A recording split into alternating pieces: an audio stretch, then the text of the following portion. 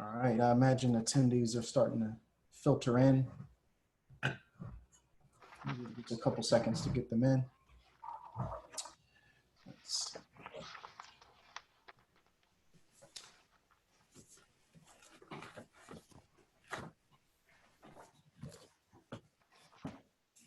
All right, I'm going to call this meeting to order. The notice requirement provided for the open public meeting law has been satisfied.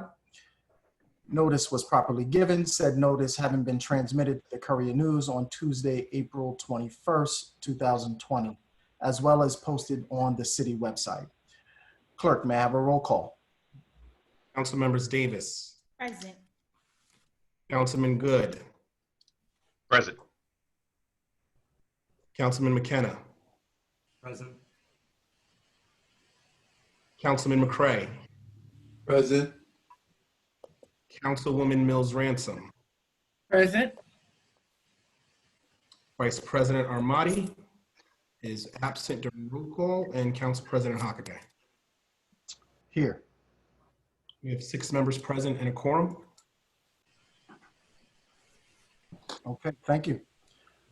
This evening, the Plainfield Municipal Council will conduct its budget deliberations on the 2020 calendar year municipal operating budget. The session is scheduled to discuss the Police Department and the Department of Economic Justice. What? Somebody say something? Am I audible? Yeah, economic development. You said economic justice. Economic justice, okay. Economic development, okay. But before we get there, we do have a guest here, Honorable Mayor Adrian O'Matt. I am going to give him the floor to just give a backdrop on the budget that was approved by the council. Well, thank you, Council President. I just want to give an introduction to my different cabinet members who will be presenting to you over the course of the coming weeks. And first, I want to take this opportunity to thank you and all who supported the tax anticipation notes resolution a couple nights ago. Through that support, we will be able to pay our police officers, firefighters, DPW employees, all of the other members of the city's workforce, our utility companies, and all of the vendors who provide critical goods and services every day as we continue to deal with the pandemic. We can now do that without having to worry about cash flow. I give you the assurance that the short-term loan is not a capital item and it will not affect the city's long-term debt. It will be paid off in a few months as revenues begin to stabilize and within the time frame permitted by statute. A TAN is a very elementary method provided to municipalities and counties to assist with cash flow anytime cash receipts may be delayed. Since the budget was approved by you 3 weeks ago, I directed all department heads to go back through their budgets and to look for every opportunity to cut proposed expenses. Given the very grave financial situation that property owners are facing, and given the very strict measures that I have imposed at every level of our local government. The administration will go through the budget as was presented and approved by you 3 weeks ago, and is prepared to defend that budget. However, given my executive orders, given my decision to close our parks, given the impact on services that will result from the emergency measures that I have put in place, I will be presenting to the Finance Committee a number of proposed reductions to the budget that will result in a significant reduction to the average taxes per household in the budget that was introduced and that would have been needed to keep the city functioning in a pre-COVID-19 environment. I must warn you that services will be impacted out of sheer financial necessity and as a result of the social distancing and other COVID-19 emergency protocols that we have put in place. I have every confidence that together we will arrive at the best budget outcome for our residents. So first, or again, I should say, I want to thank you and those members of the governing body who are looking to make sure that the best budget is the outcome that we all want to achieve for the residents of the city of Plainfield. Thank you. You're welcome, Mayor Matt. Okay, the city council will certainly take the mayor up on his pledge to take a thorough look at each department budget and determine where cost savings can be achieved. To be clear, the budget that has been approved by the council is very unlikely to be adopted by this body in its current form. These budget deliberations are designed to hear about each department's priorities, goals, and objectives. And we're aware that this budget was created and was in the works long before this pandemic swept the globe. And we expect to make, now that this is the council's budget, we expect to make appropriate adjustments where it can be found that there's a meaningful savings to the taxpayer and the services, you know, especially when the services are outdated or irrelevant due to the new world that we find ourselves in. We owe a duty to our residents and our citizens to undertake the difficult yet necessary balancing of taxpayer burden with the services provided to the residents. So I'd also like to take a moment to describe how we'll handle tonight's discussion. The directors will present their budget and lay out goals and objectives. Department heads or any high-level employees who are essential to answer questions must be made available. Each council person will be allotted up to 5 minutes to ask questions to the director per departmental session. The administration is advised to designate someone to assist in writing down these questions so that no questions of council are missed. Upon request, the council person may be granted 1 additional minute to ask follow-up questions after the administration responds. I will also add, if there is a council person who does not use their time, they may elect to yield the balance of their time to a council person who may need additional time. Regarding the CBAC, they will communicate through its chair, who will be allotted 10 minutes to ask all questions to the directors. Then the department heads or directors will answer questions, and they will be granted, if necessary, additional 2 minutes for follow-up questions. Should any questions remain unanswered or someone, a council person, not get all their questions answered at the expiration of their allotted time, the council members may submit questions in writing or direct the department heads to refer to the record regarding any questions that were not answered to make sure that we get responses to those questions in writing by, within 5 business days. All right, so that's how we are going to conduct this process. All right, so we are. If I could, just a point of order. Since this is a hearing and not a budget or not an actual council meeting, can the clerk point out to me in the charter or the code where the council president can limit the amount of time that a council member has to speak and ask questions? This whole approach came over at 4:30, so I did a quick scan of the charter, and I don't see where the council president can limit the amount of time that a council person has to ask questions.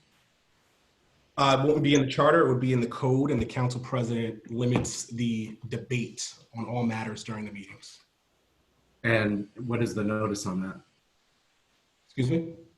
We do that at 4:30 when we have a 7 o'clock meeting. Is that typical? There is this requirement that the president presides over the meeting and has jurisdiction to be able to determine the rules of engagement for the meeting. Excellent. Then just another point of order then, if based on the council president's statement that we have 5 minutes to ask questions, then I would ask that when I'm asking questions that I ask the question and the clerk could stop the clock so that I can get the answer and then I can start the clock again on my next question. So I'll take my 5 minutes that way. No, that's not how we're doing it. It's all in a row. Per your email, Mr. Council President, your email says we have 5 minutes to ask questions. So I will take the 5 minutes to ask the questions. I'm not going to take 5 minutes and have a director take 45 minutes to answer a question and then limit my time. That's just inappropriate. It's just not inappropriate. It's not transparent. It doesn't allow me to answer I'm limited to 5 minutes in asking my questions, but a director can take 45. And a director can take. I doubt if a director would take 45 minutes. Okay, so you doubt if they can, but I'm limited to 5.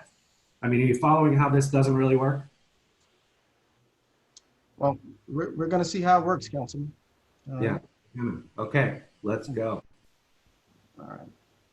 All right. Would the police director please begin with their budget overview? Yes, sir. Thank you, Council President.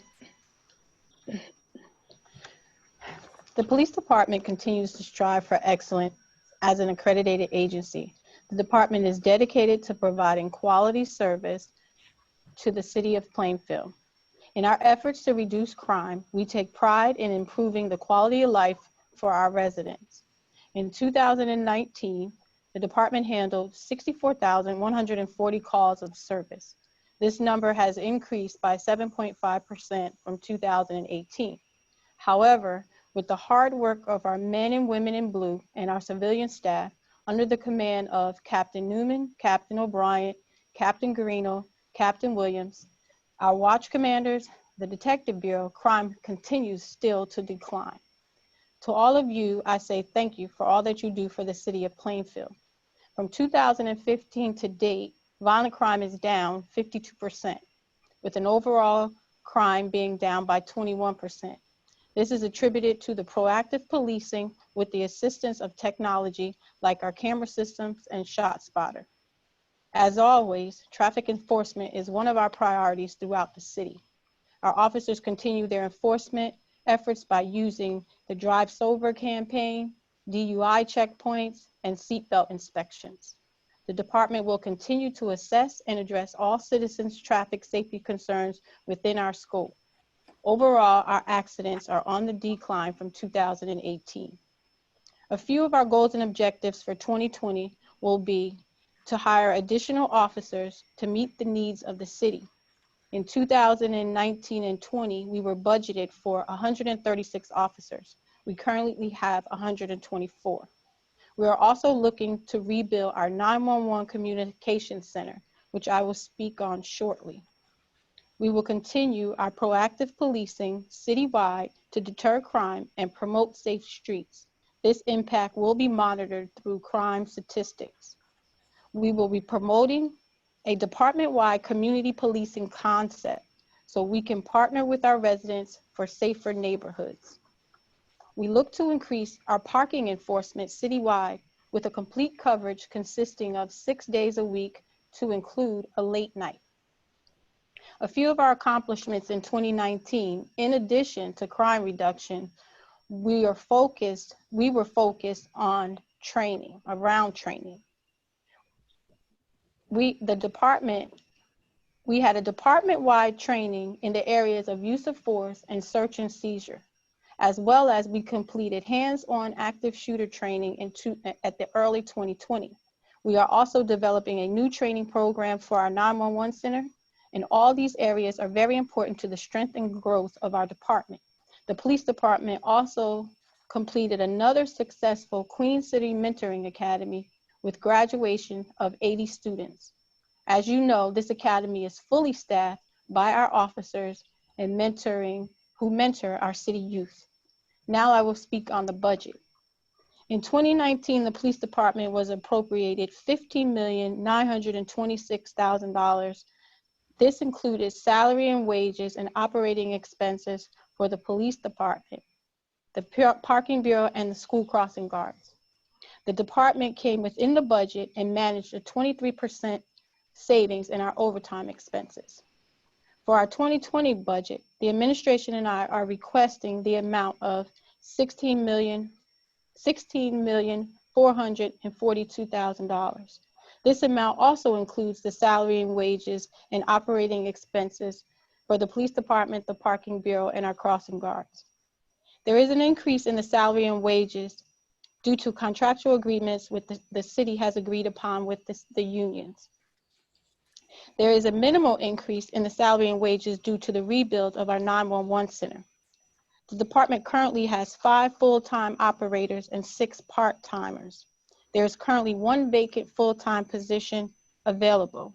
We are also looking to add 2 additional part-time positions, which will allow for adequate coverage in that area.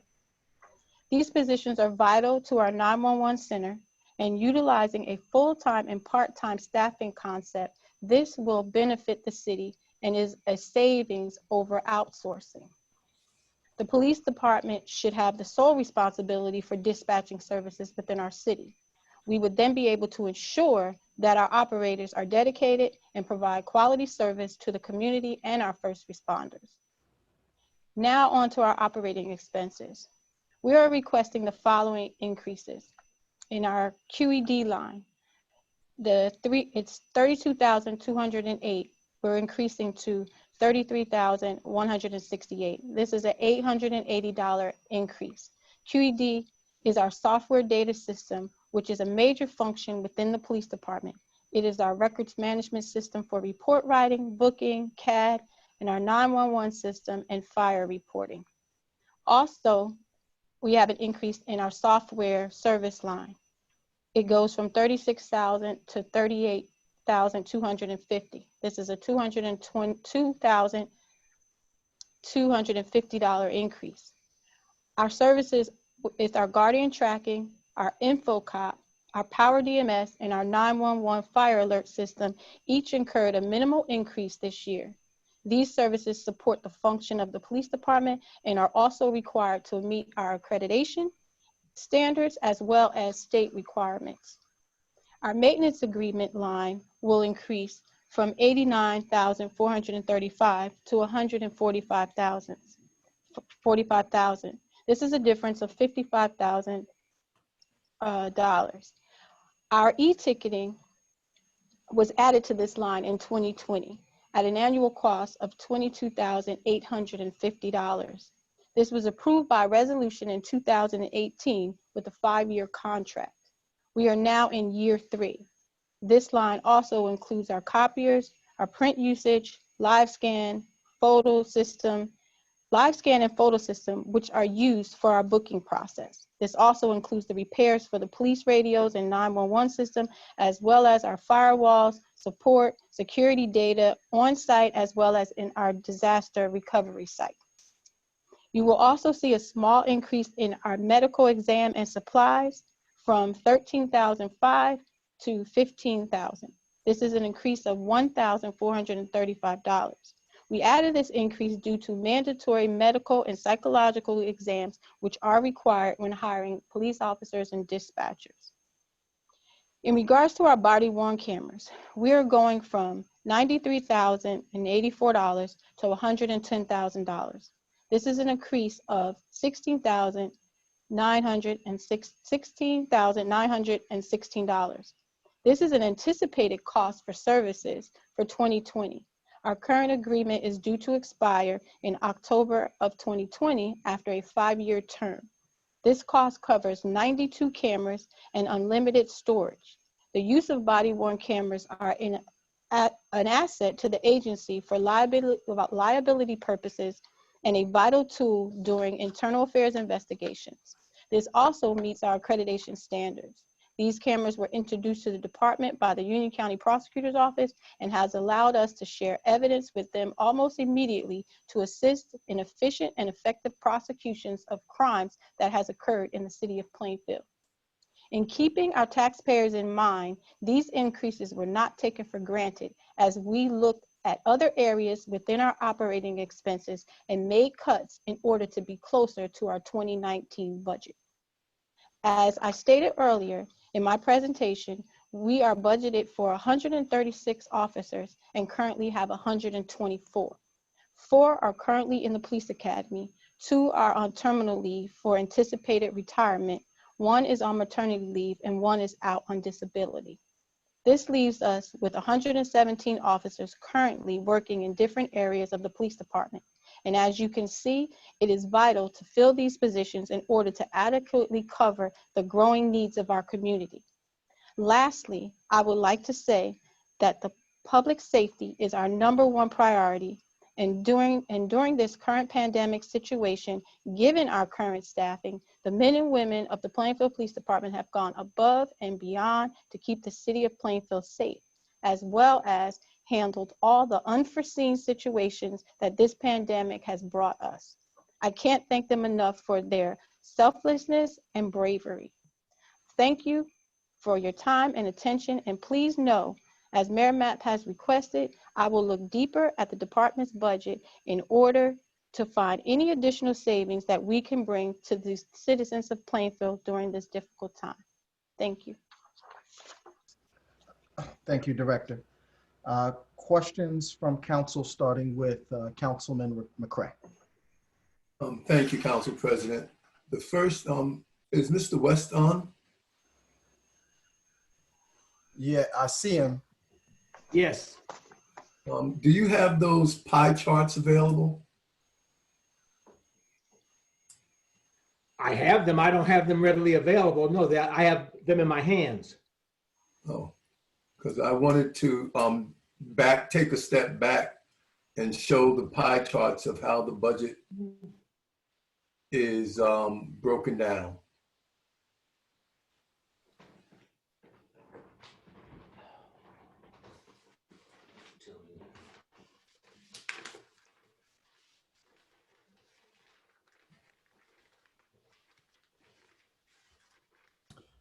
And this is part of my 5 minutes, but I would like to thank Director Burgess for giving us a great presentation, and you're doing a great job.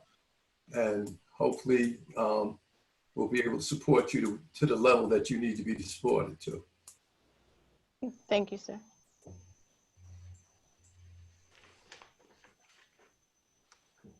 Well, while he's finding that, you can move on to the next. Oh, you want me to come back to you? No, I'll pick it up for the next. At the end. I'm sorry, I don't understand. I'll pick them up at the end, the charts. Oh, okay, so continue. Yes. No, I'm clarify what you mean. Are you done with your Yes. question? Yes. Okay, so there's 5. Clerk, just record how much time Councilman McCray has left in case he wants to yield that time to any other council person at this time. All right, we will next go to Councilwoman Davis. Okay, thank you. Good evening, Director Burgess. How are you? I'm fine, thank you. So I have a lot of questions. So first and foremost, how has COVID-19 affected the goals of hiring new officers as well as that 911 staff? And are we still on track to complete that goal? Council President, you want to go through all the questions? Yeah, just list them. And we'll Perfect. have You said that you'll also be looking to increase the crossing guard pay. Has this already been completed, and what's the compensation going to be increased to? I'm glad to see in your goals and objectives that the crossing guard assignments will be assessed, because I know that's one thing that's really important, because with the new developments, who walks the school, that's kind of shifted. And sometimes it looks like we don't have enough crossing guards in some of the right places. In your goals, it says that you want to address traffic complaints within 72 hours. If you can just let me know how long it takes to address them currently. Also, how has COVID-19 replaced the overtime costs for the police department? And this question is for Mr. West. Do we know if the overtime is reimbursable through the CARES Act or some type of funding or some type of other funding source? So So comp time payouts have been more than $50,000 in all of the previous years. So how come this year you're only requesting $100,000? Also, facility rentals is normally $37,500, but in the budget this year, you're only requesting $15,950. So if you can just speak to that. Also, there in the police department budget, there's a line for communications. If you kind of explain what expenses come from that budget line. This question is also for Mr. West. Stationery and office supplies is a line that we see across the different budgets and across departments. Can that be centralized, and why does everybody need a separate line for that? Also, how often do we use the auxiliary police, and what is their function? And what do upgrades to the city's parking systems look like? And how do potential budget shortfalls impact that goal of the Parking Bureau? Those are all of my questions. Thank you, Councilwoman Davis. First, in regards to COVID-19 and the hiring process, that is one of the areas that I had been thinking about looking at in regards to cuts, because it is a bit of a challenge that we're going to have to face in order to meet that particular goal. We have already passed one area, which was in May, where we were going to put at least 5 officers into the academy at that time, and that particular academy, due to COVID-19, closed down, or they suspended their academy. So we are looking for the July 31st class in order to put in our at least 12 of officers that we need at this time. And moving forward, hopefully we can get that process done. We're going to do everything that we can, because we still have to adhere to social distancing and things like that. So we will work on that. As far as dispatchers, it's the same thing. Our training program is suspended right now in order to meet that social distancing need as non-essential personnel that the trainees were. But we are looking to complete that goal at least by September. And that's what I'm looking for in that particular area. The assessment of the crossing guard post, that will definitely take place over the summer, and looking at that area. I don't know how COVID-19 may affect the schools for the new year, so that will also be taken into consideration when we are making these assessments. Overtime during COVID-19 has not increased, if that is your particular question. We are on a state of emergency right now, and with that state of emergency, that means that every officer has to be available and at work. So we are not doing any vacation time at this time and point. So we are pretty steady in on the course with that. Comp time payout, I'm trying to remember the exact question. Oh, you asked about the how come that line was not increased. That is an area that can fluctuate. It just depends on the request and how many requests come in. So I did not want to increase it in areas where we can save, which is usually in the overtime, which, as I stated in my presentation, we had a 23% savings. Then the adjustments could be made. Your next question was in regards to the rental. That is one that is very near and dear to me, that for at least 20 years or more, the department has paid a rental, whether it was initially for trailers or a building across the street from the police department on Watchung, and then now up the street on Watchung. The Narcotics Bureau has always had a separate building outside the department. We have now renovated the old parking authority building in order to have a standalone narcotics building for the officers for the Narcotics Bureau. And this will be the first time in a long time that they've had, well, this will be the first time that they've had that. And I'm very excited for them with that. And that will also be a savings to the city, because they will no longer, next year, that line will actually be zero because there will not be a cost at all. That $15,000 that you saw was the remainder of our rental until May 31st. And the last question I believe you asked me, unless I missed something, was the communication line. That is our language line that we incur costs when the dispatchers have a communication issue. They can contact language line, and that person is able to interpret what the 911 call is that's coming through. Director, there was also a question regarding the auxiliary police officers and the use of them right now. Okay. So in regards to the auxiliary policing, we haven't utilized their services at this time. There's some areas that we wanted to look prior to myself taking this position, and then even after coming in, just looking at that a little further and how that can work for or against the city. So it's just an area that we're still looking at. We haven't closed the door on that, and that's why we have left a small expense in that line in order to restart the program if that's what we decide to do moving forward. She And also had a question. from the finance perspective, I would just One make second. a couple of comments with regard to COVID-related overtime. We're tracking that across the board for wherever it's occurring to see if it's reimbursable, and it varies by funding source whether or not it's reimbursable. Now, with regard to the centralized budget, each department tends to have some unique things that it orders. We do maintain central stock, in terms of pens, papers, and those kinds of things, and people are able to draw down against that. But there are unique things that each of the offices need. So you'll notice that most of them do have a fairly small, office supplies budget.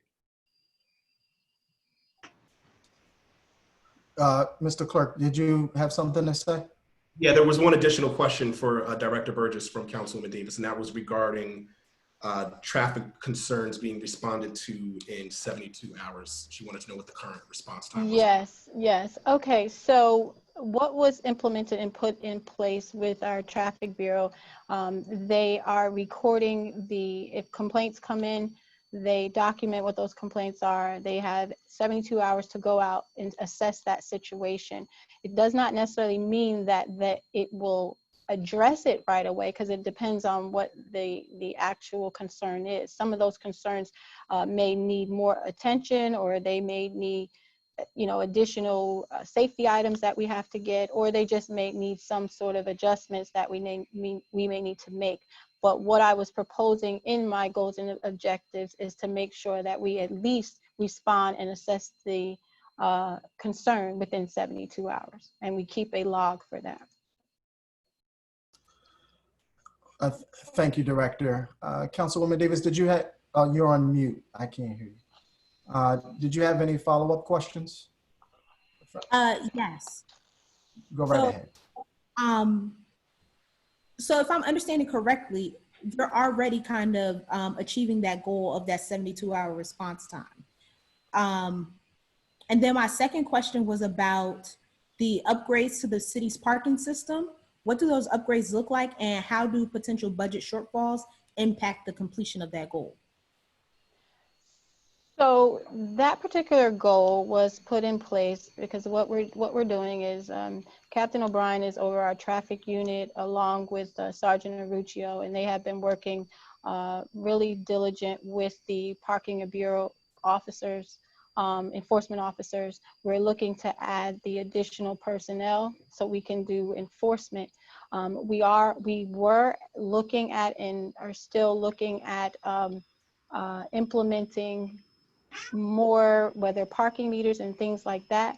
But at this time, we've kind of put that on hold so we can work with economic development to make sure that these parking services meet the needs of the city in conjunction with what they're doing as well. Thank you. We're going to next move to Councilman Barry Good. Please go ahead, go forth with your questions, please. Good evening, Director. Good evening, sir. First off, I would like to say I don't like going behind Councilwoman Davis because usually she pretty much asked some of the same questions that a person after her would probably ask, but that's okay. Heavy is the head that wears the crown, Director. I'm pretty sure with this pandemic, you've ran into some challenges and some things that probably had your back against the wall, probably because no one expected this to happen. So I applaud you and the division for being hands-on and accomplishing what you have accomplished. And just to hear the fact that there was no increase in overtime, I think that's applaudable alone. I just have a couple of questions. I missed because my audio was going in and out, so I apologize for that. You gave a percentage of it as far as where we were, as far as crime was concerned, and I did hear the 52%, but I didn't hear the rest. Because of COVID-19, I know that it has put several things behind schedule. I wanted to know where we are as far as the academy is concerned. Also wanted to say, while I'm looking over the budget, I don't see any reason why the governing body wouldn't support the budget. Also, how many body cams? And I believe you said unlimited storage, but how many? And has that increased or decreased? I mean, it shouldn't have decreased, but how many more have? So Councilman, just make sure you ask all your questions. I am. Also, That's fine. as far as the shot spotter is concerned, is there a plan to install more and also cameras? And that is all I have. Thank you so much. You're welcome. The first one with the challenges in regards to COVID-19, I want to say thank you for that. And there have been some, and I just applaud the department and the officers and the command staff for how they have been handling that. Your next question was the overall percentage of crime being down. That's the one that you missed, was 21%. And as far as the academy, as I stated, for now, Union County Police Academy is looking to start their academy July 31st. Again, this is still based on the fact that this pandemic that we're in, so that could be subject to change. But we are attempting to move forward to hire based on the 31st as the date that we're looking for, because for us, we need to start that process now in order to get 12 candidates. We probably have to go through probably about 50 or more to get the 12 that we might need. So that is a process, and it takes a team effort here at the police department to do that. The body cameras, we have 92. I don't recall to say from the time that we got them to now if we have increased that number. That number I don't have, but if you need that, I can get that for you. But we do currently have 92, and we have unlimited storage. As far as ShotSpotter, ShotSpotter is something that I am an advocate to have. It works well to get us to those calls without having to wait for the residents to call us.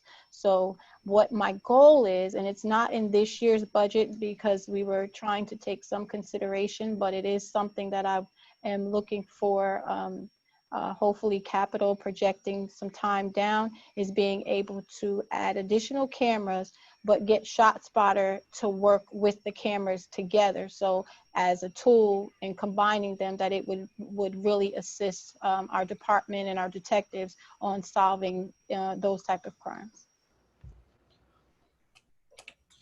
All right, And did I miss anything, or was that? No, thank you, Director. I appreciate you. You're welcome. Mhm. I'd like to go to Councilman McKenna next. Okay, I'm gonna run through these really quick, Director Burgess.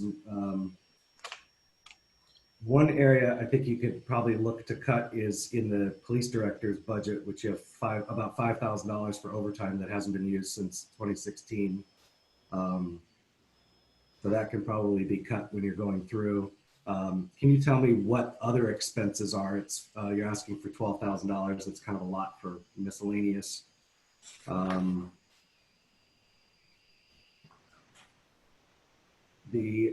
also like you to go through the academy new hire conversation again with me, because your goal is to hire 10.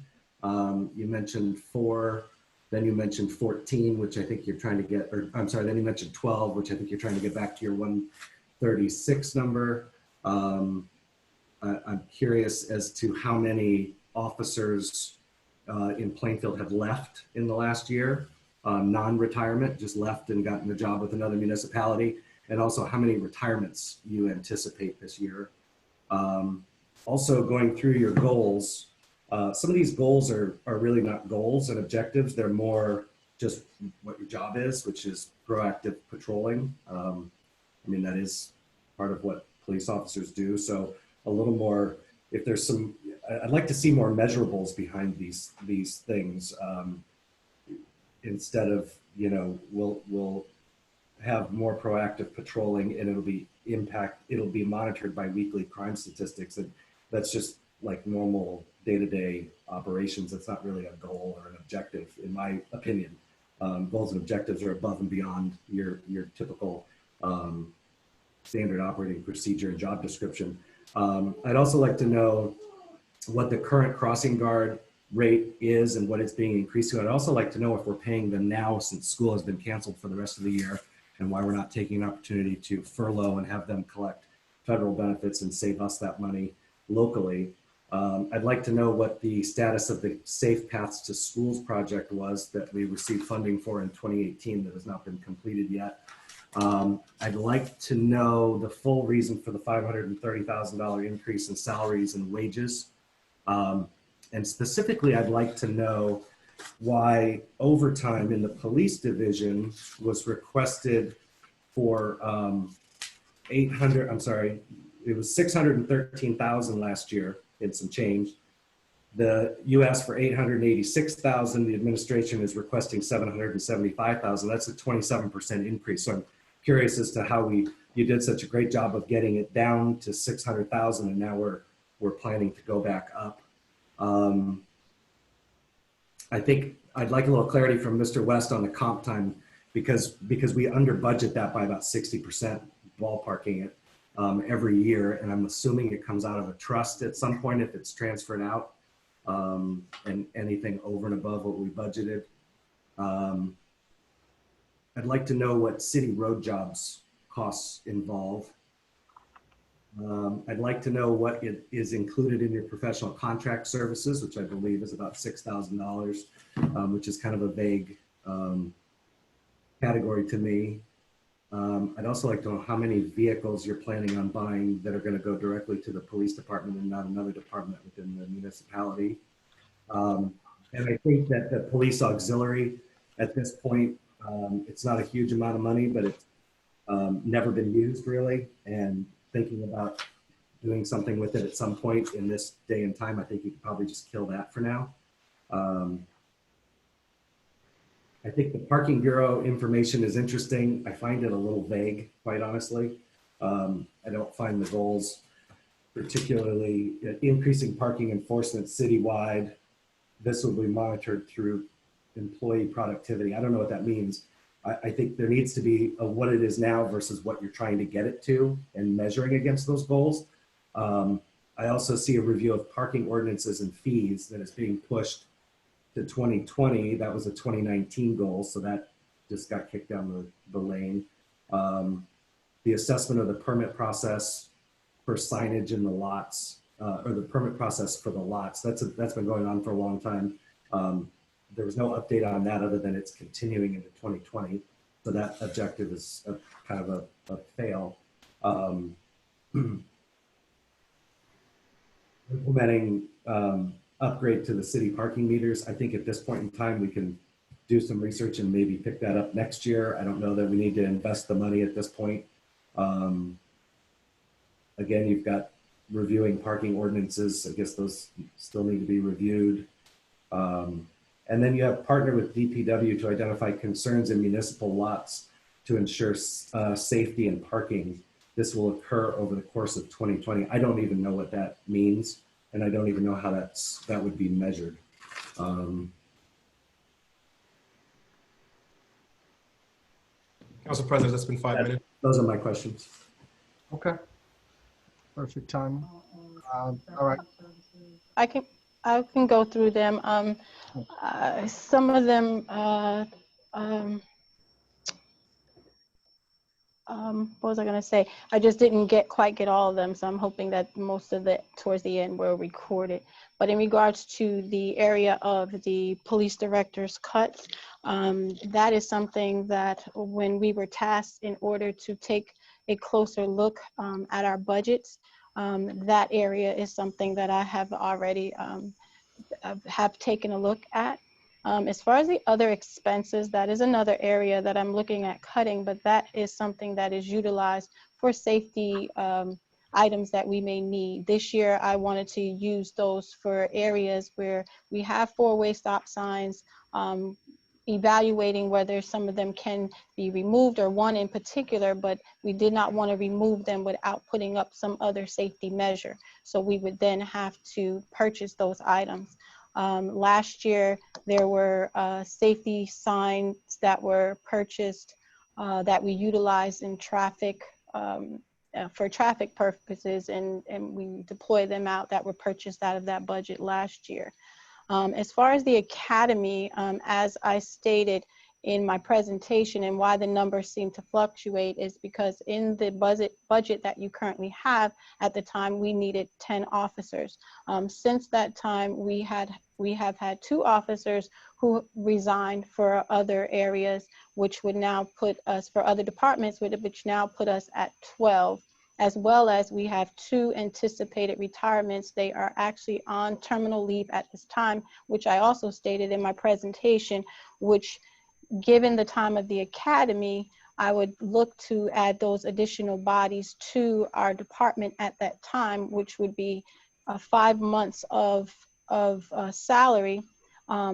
Hiring one officer, it basically takes almost a year in order for that officer to be on their own. They do 5.5 months in the academy and almost an additional 6 months of coach training. So I would like to put as many that I can in as one time, so we will be in a much better place this time next year. As far as my goals and objectives, I can say that there was limited in as far as the space of explaining what needs to be explained. I tried to put them in as condensed as I could. They obviously did not meet your expectations or understanding to what they meant. However, they are realistic, and I get that you think that these are things that is just in our job description, but our goals and objectives in our job description are the things that keep the city safe. And I'm going to continue to focus around that, because crime has been going down over the last 6 years now, and I want to continue that trend. And at this time, if it's working, I want to continue to do more of what's working. And if things are to be adjusted, as I said in my presentation, with training, those are one of the areas that I'm focused on as well, because with active shooters that are going on all across the country, I want to make sure that our officers have the training that they need for that. With our search and seizure and our laws and all these things, I want to make sure division-wide that we train our officers. So those were some of the focuses that maybe that weren't clear for you in my goals and objectives. Mr. City Clerk, do you have the additional questions? I was writing as I was going along, but. Next Director one. Burgess, I've got a few answers for some of the questions that were related to me. Okay. You know, if you want me to speak on those for now. You Yeah. can, and then I'll go back to. Yes. First off, there are no police vehicles projected for 2020. You know, second, with regard to comp time, it's something we work closely with the department in and trying to understand what will happen. You know, we didn't have to go to any special reserves to pay for it. It happens to be the comp time is a part of the salary and wage, you know, set of accounts. And because we had positions open, there was budget money there. So it was just an operating expense under salaries and wages. So we didn't have to go through any special exceptions to fund the comp time payments that were required. Safe Path to School is a project that involves a number of departments throughout the city. And right now we are still waiting for certification from DOT to be able to move forward on. So as soon as we get that certification, we will then be able to spend that grant money, for that one particular grant program. Thank you, Mr. West. Is there any other questions that I missed? Yeah, for Mr. West? there was one regarding the how many police officers actually left to go to other academies. I'm not sure if you addressed that. You said other municipalities. Yes, that was in the recent, it has been 2 that have left, that resigned, that we are looking to replace.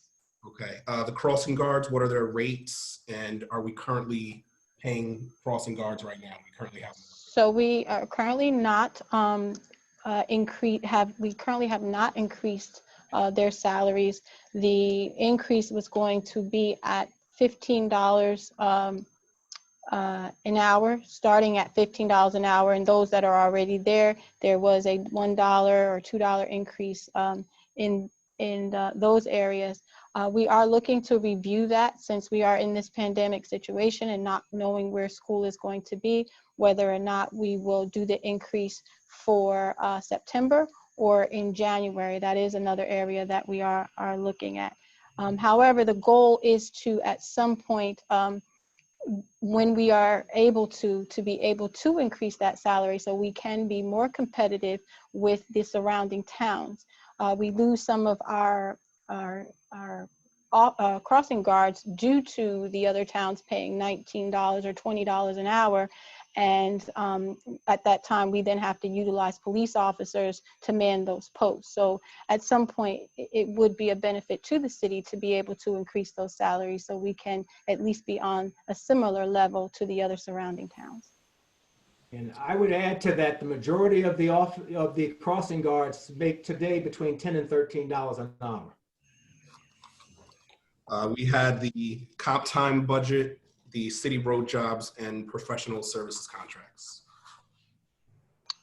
I believe Mr. West answered the question in regards to the comp time.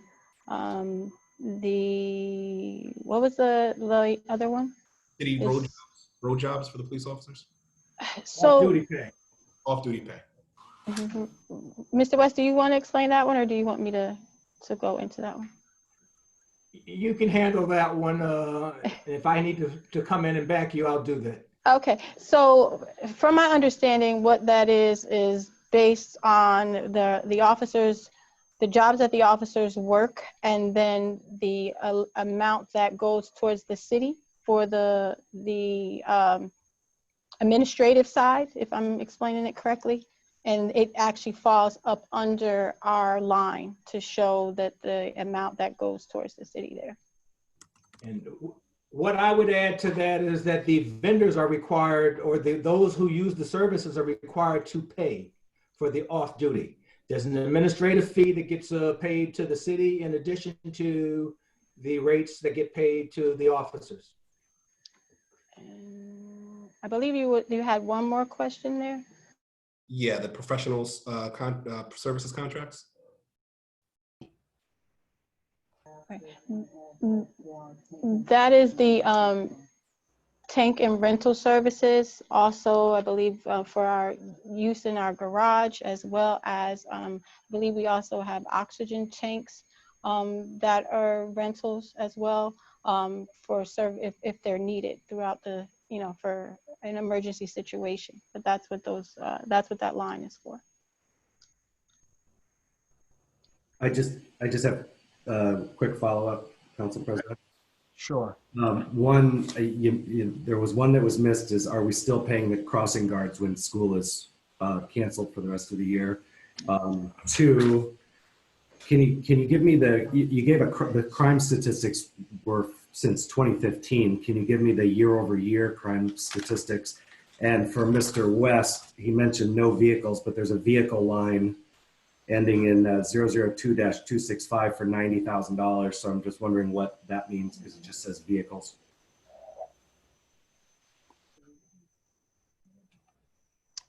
So in regards to the question, I'm just sorry.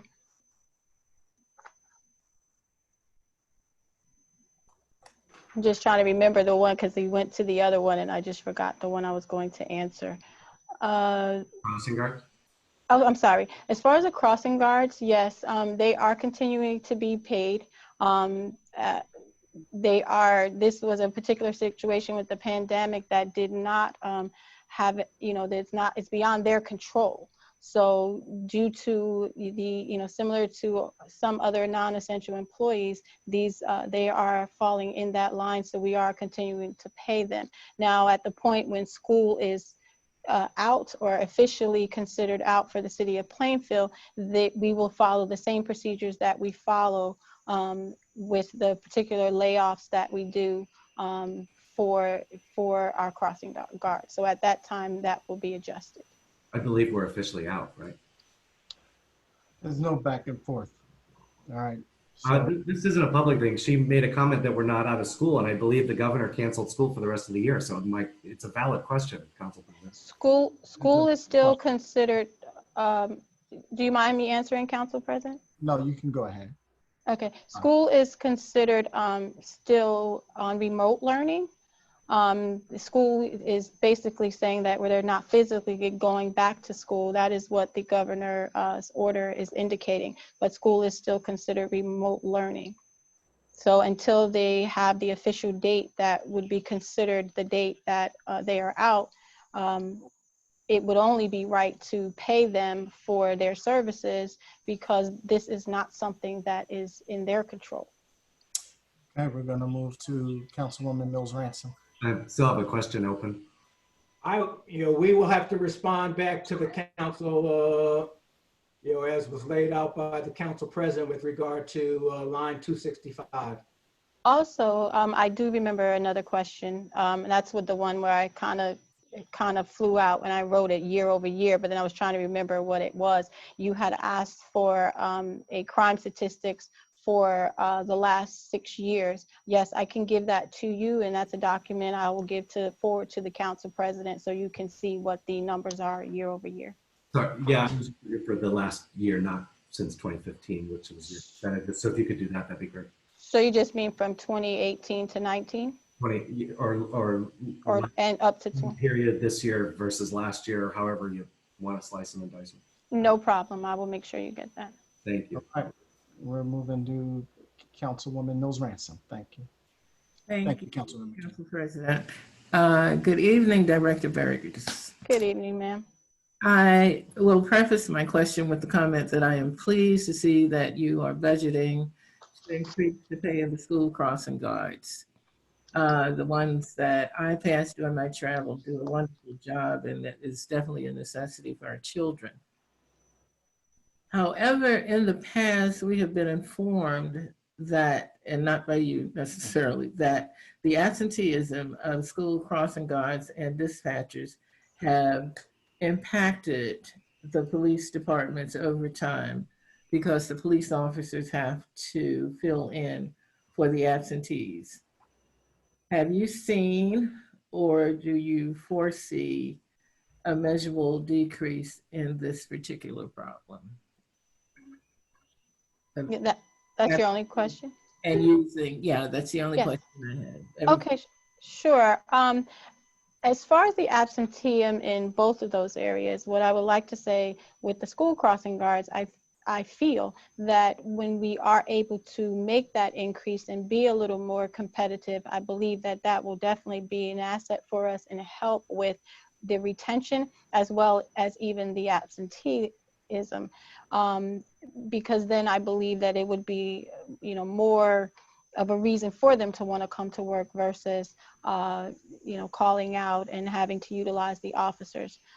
So I think as well as we also staff alternates, a couple of alternates So if we have a higher pay rate that's a little more competitive, we would be able to now retain them. So then if we have guards out, we would have the alternates to be able to fill in for them. As far as our dispatchers, again, I think the biggest area is the rebuild of that area. I have to give a lot of kudos to our dispatchers because we are also, they are also essential personnel during this pandemic. They cannot take vacation time during this situation as well. And they have been working very hard, coming to work, doing what it is that they need to do in order to get us through this crisis. So I want to say thank you to them for that. And I do believe that this rebuild will assist in helping with that area and with the overtime usage in that area, given that we will be able to have the manpower that's needed to put the police officers back on the road, as well as, you know, take some of the stress and strain off of those dispatchers in hopes that it will eliminate some of that absenteeism. Because believe it or not, that is not an easy job. You know, we take for granted that policing and the police officers have a stressful job, but answering those calls can be extremely stressful as well. Thank you. You're welcome. Okay, I have a couple questions as well, Director Burgess. Yes, sir.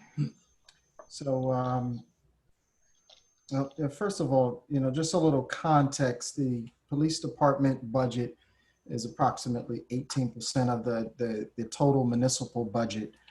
So it's a lion's share, but of what we have total here. But given a community like Plainfield, public safety is of the paramount importance for all of our residents. It's, you know, safety is everything. It's tied to our home values, people's sense of community and security.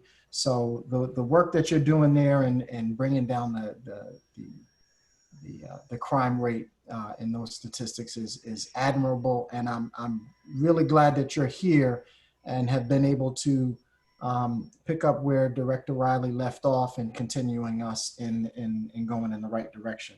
So one thing I wanted you to just discuss a little bit is the accreditation that was obtained under Director Riley, which we are continuing, I'm sure, under you. So I want you to give an update on accreditation. When is the next time that we need to submit whatever to the accrediting body, and just give us an update on that process a little more thoroughly than what you glossed over in your opening remarks. I also want to give another compliment regarding your ability to bring down the costs of our dispatch. As you know, a couple years ago, we did have an issue with overtime in dispatching, and fortunately, we were able to retain those dispatchers. And actually, just today, I was able to speak with some Union County dispatchers who I know that they intricately work with on a daily basis, coordinating the safety for our residents. And they gave a compliment to our night dispatchers and said that they're an absolute pleasure to work with, and that they're just consummate professionals. So I think, you know, that a great decision was made in terms of retaining them. And, you know, your what you said earlier about ensuring that the dispatchers were people that are from the community and display the compassion that is necessary for that job, that very difficult job, is something that, you know, I will certainly support. So, the question is, I just want you to describe a little bit in more detail how you were able to get those costs in line, and so that we can maintain the proper services for our residents, as well as keep our costs down. I also want to know about, I know you said the e-ticketing contract will be expiring in a couple years. So I'm wondering if we're going to be using the same company in future years, whether or not there's an opportunity to shop around for other vendors, if there could be any cost savings as a result of using a different vendor. I may have missed, but I wanted to hear more about when you expect the next wave of police academy recruits, and what that process is like. And then for the benefit of the community who may be listening, who may want to apply, if you can give some information regarding that so people can estimate that on the horizon. Lastly, I am happy to hear that we are eliminating our rental, the rental of buildings, and the use of. So I think you said it's down to zero. That's good that we're using existing city property to eliminate that.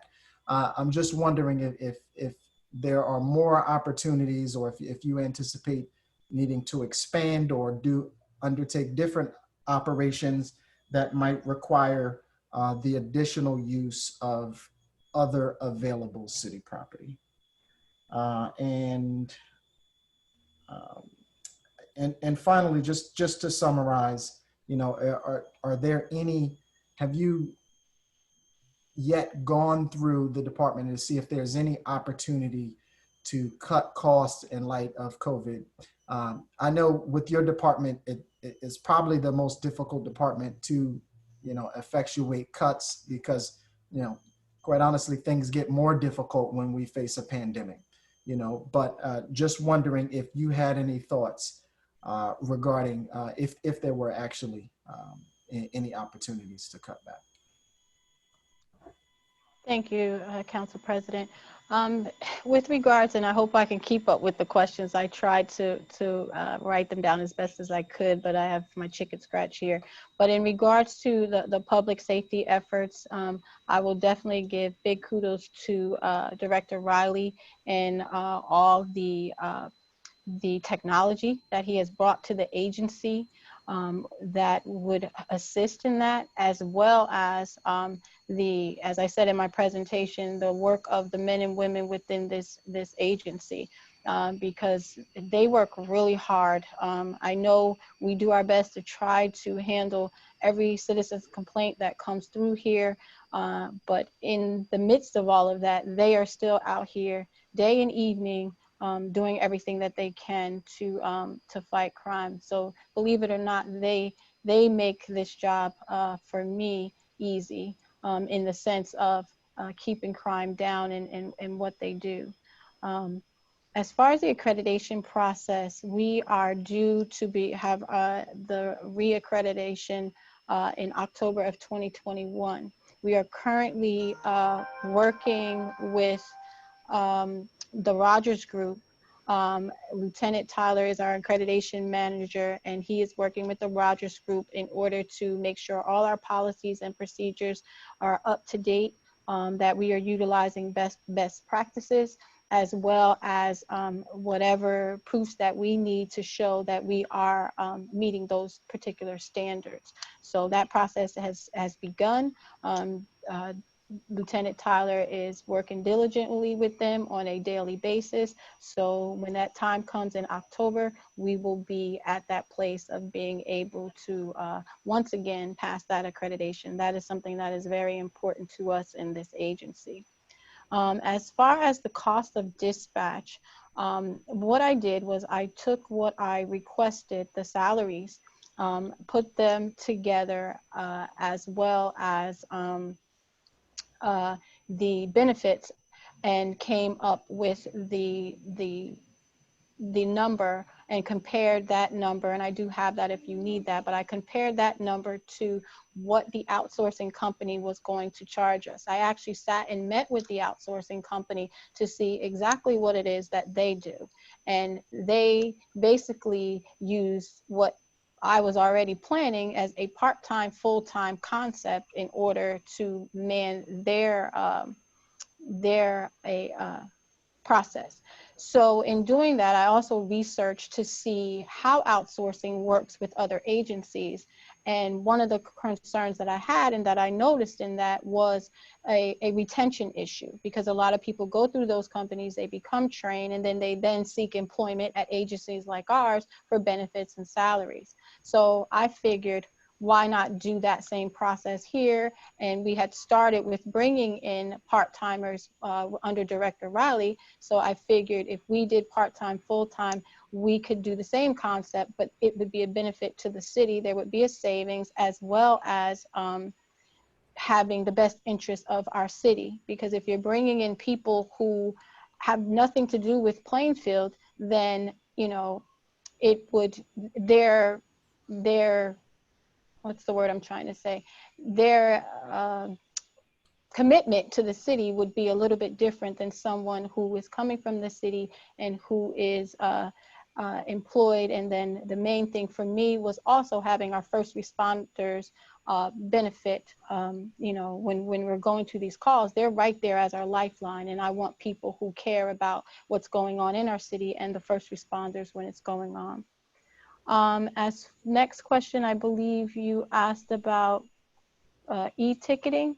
As of now, I haven't, being that we still have a couple of years on this particular contract, I have not looked at this point as at the cost of the e-ticketing versus another company. I would even have to look at if there is something that is comparable, if this is something that's more isolated, but that is something I will look into in the near future to make sure that we are having the most cost effective for the city.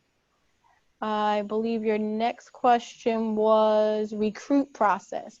So as far as the recruit process right now, we are currently going to receive the city list from the state, which that test was given somewhere in around October, November, and December. I believe it was staggered. So that's a 2-year list that will be active for 2 years.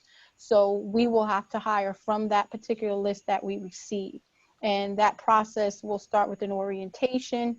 From there, we then,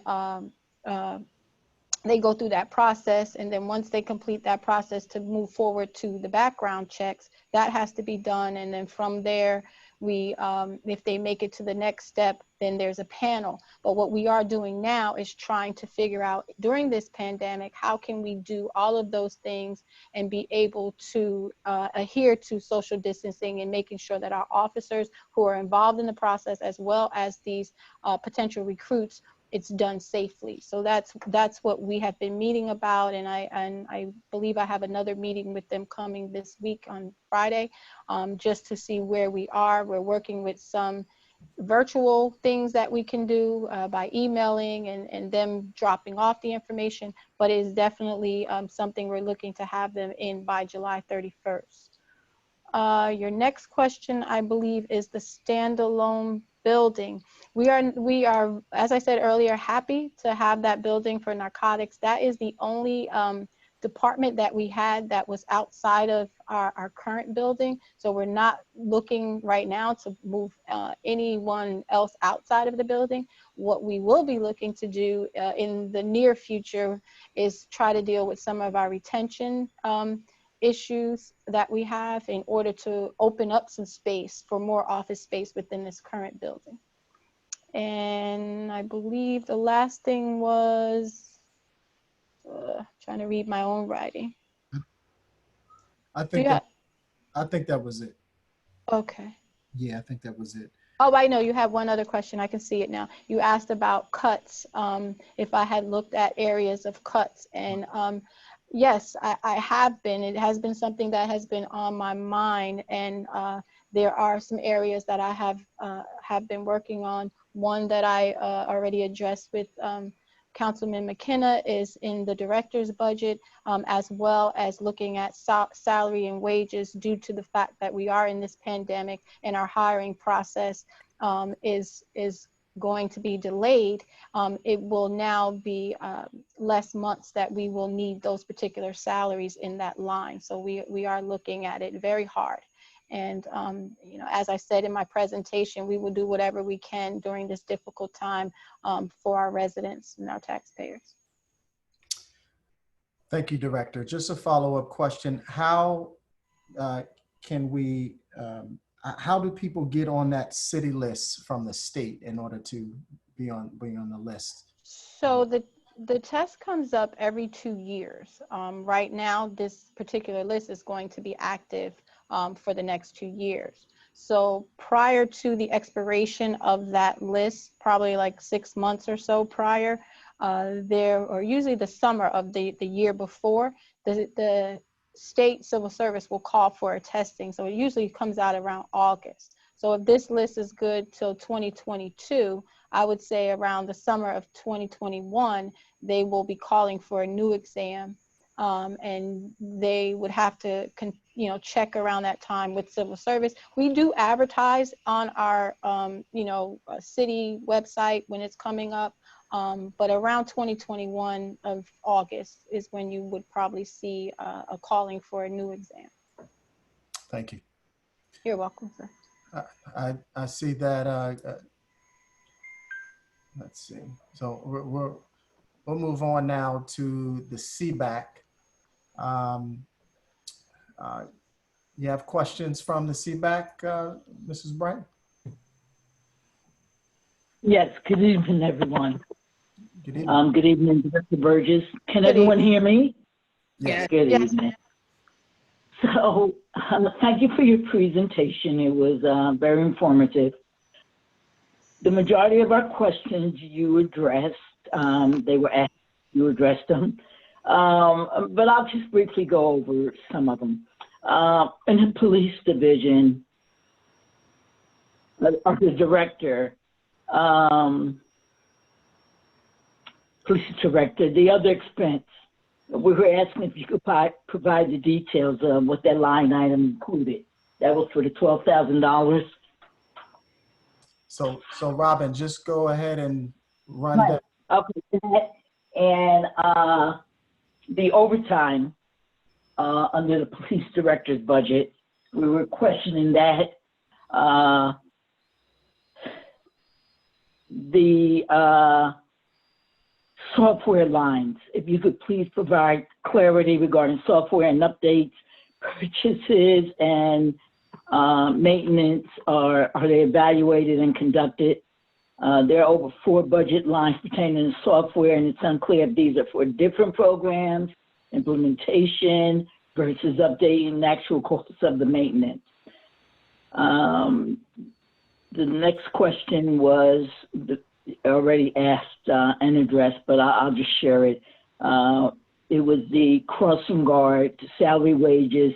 If you could share what's driving the cost to increase. It's increasing by almost $100,000, which is significant. If you could provide an estimate of the number of guards, are they full-time, are they part-time, and what's used to determine that line cost. And that was it, because all the other questions were asked. All right, thank you. As far as the software lines, I went over them in my presentation in regards to the different software needs that we have. Some of them, as I stated earlier, we have our QED line that has to do with our records management system, which basically is attached to CAD and our 911 system. This pretty much makes the function of the police department run. I also spoke in regards to some of the other items that we have, our Guardian tracking, our Power DMS. Those items are things that we need to have in order, especially our Guardian tracking has to do with our accreditation as well as state requirements, as we can see warnings as to when there may be concerns with officers. These are places that we input. Our Power DMS is like a sign where we can put documents, our policies and procedures, and everyone is electronically able to sign. We also put training in there, and these are vital tools for our department. In our maintenance line, as I explained earlier too, These items consist of our live scan, our photo system that is attached to our booking process. There's also radio repairs. There's also our firewalls. There's our security data, which is for our on-site. It's and as well as our backup recovery. We have a backup recovery that if for some reason that the police department system went down with our 911, that it would be backed up at the Union County Police, where we can pick up operations and never lose calls for service, which is very important and a very need for our city, that the community doesn't lose any services.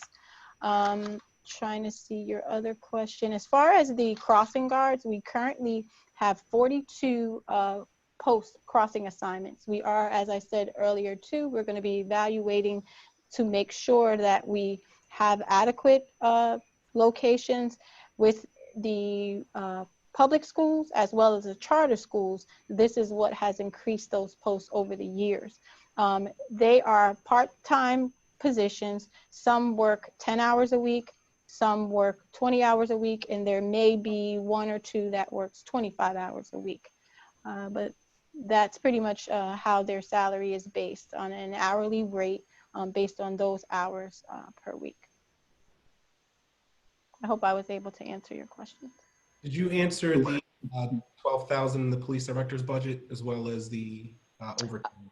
Oh, I wasn't sure if I had to answer that. I answered that with Mr. McKenna as well. Yes, that was the overtime is something that we will be looking at, and one of the first things that I noticed as a cut, as well as the 12,000, we're looking to make a cut there. But that is a line item that is used for public safety items that we need in the community. It's not like it's something personally for me. It's something that I would need if I see that there's a need for something in the community that can enhance safety, then I would utilize that line to purchase an item for it.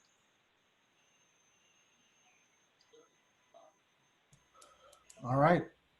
I think that was all the questions. Thank you, Director Burgess, for that explanation. You're now relieved. And we will next move to economic development, not economic justice. Director Jackson, how are you today? I'm fine. Good evening. Good evening. All right, so you can begin with your introduction. Okay. So first of all, I'd like to explain all the functions of the Department of Economic Development. One of those functions is zoning, planning, boards and commissions. And the boards and commissions include the Planning Board, the Zoning Board, the Historic Preservation Commission, the Shade Tree Commission, and interface with the SID, which is our Special Improvement District. And we're also responsible for economic development. Going into 2020, and I say going into 2020 because there's before and after the pandemic as it relates to the economy and what's going on. So going into 2020, we have $1 billion of private investment in the pipeline, representing about 5,000 units, residential units, over 500,000 square feet of retail. And so that was very, very good news. We also were looking at, from a goals perspective for 2020, is constructing or starting the construction of approximately 2,000 residential units and almost 400,000 square feet of retail. Given the pandemic and its impact on the business community, we're going to have to revisit retail. We've changed our approach to trying to save retail in Plainfield in terms of retention. We had a lot of new businesses start up last year, and quite frankly, our business community is in trouble at this point, given the pandemic and its impact, particularly for non-essential businesses. In terms of the construction of residential and mixed-use development, that will continue Our boards, particularly our planning board, continues to have a full agenda of redevelopment activities, as well as have a full agenda of site plans that they are reviewing. So our investors, from a developer point of view, are continuing to get themselves prepared so that they can hit the ground running in terms of construction. So I just wanted to point that out. So there's a difference between what's happening in the development community and what's happening in the small business community. And again, we're doing everything that we possibly can to keep the small business up to date about federal, state, and even creating our own programs to assist small businesses during this pandemic. And so we will continue to do that as we move forward. We have a budget of, in terms of what we're requesting, of about $990,886. Most of that is salaries for us. We have a head count for the department of 8, including myself. And so we're a small group doing a lot of things. And again, the bulk of that 990, almost 991,000 is related to salaries. And then we have some other expenses. We too, I have been looking closely at the budget and at the mayor's request to look at what we can cut out given the current state of our economy in the city and in the state as well. And so I will be turning that in, looking to kind of really remove all discretionary kinds of spending. So that's my presentation, Council President and Council members. And so I'm open to any questions that Council may have and the CBAC may have. Okay, Councilman McCray has the floor. Good evening, Director Jackson. Good evening. Since I sit on the Economic Development Committee, along with members of the council, I believe you're doing a wonderful job. That you bring a high level of professionalism, understanding of your job, and it's a great asset to the city of Plainfield here.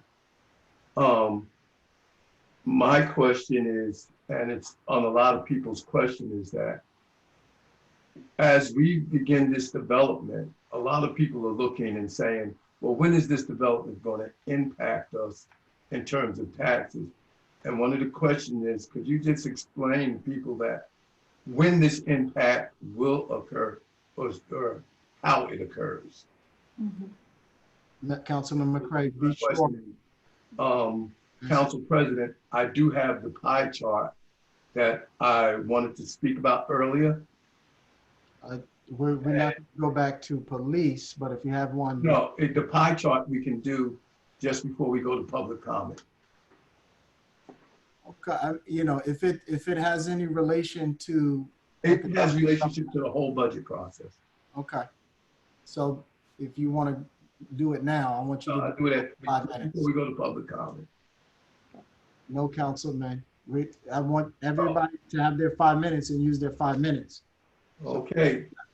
If you take a look at the budget, and it was provided to me by Director West, if we break the budget down, we'll know that the county taxes, which we are obligated to pay, come to about 14% or $13,961,381.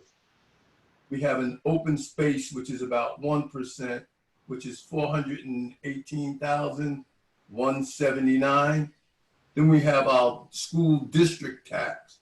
We pay about 27% to the school of our tax levy that we're talking about, and that comes out to be almost $26,878,610.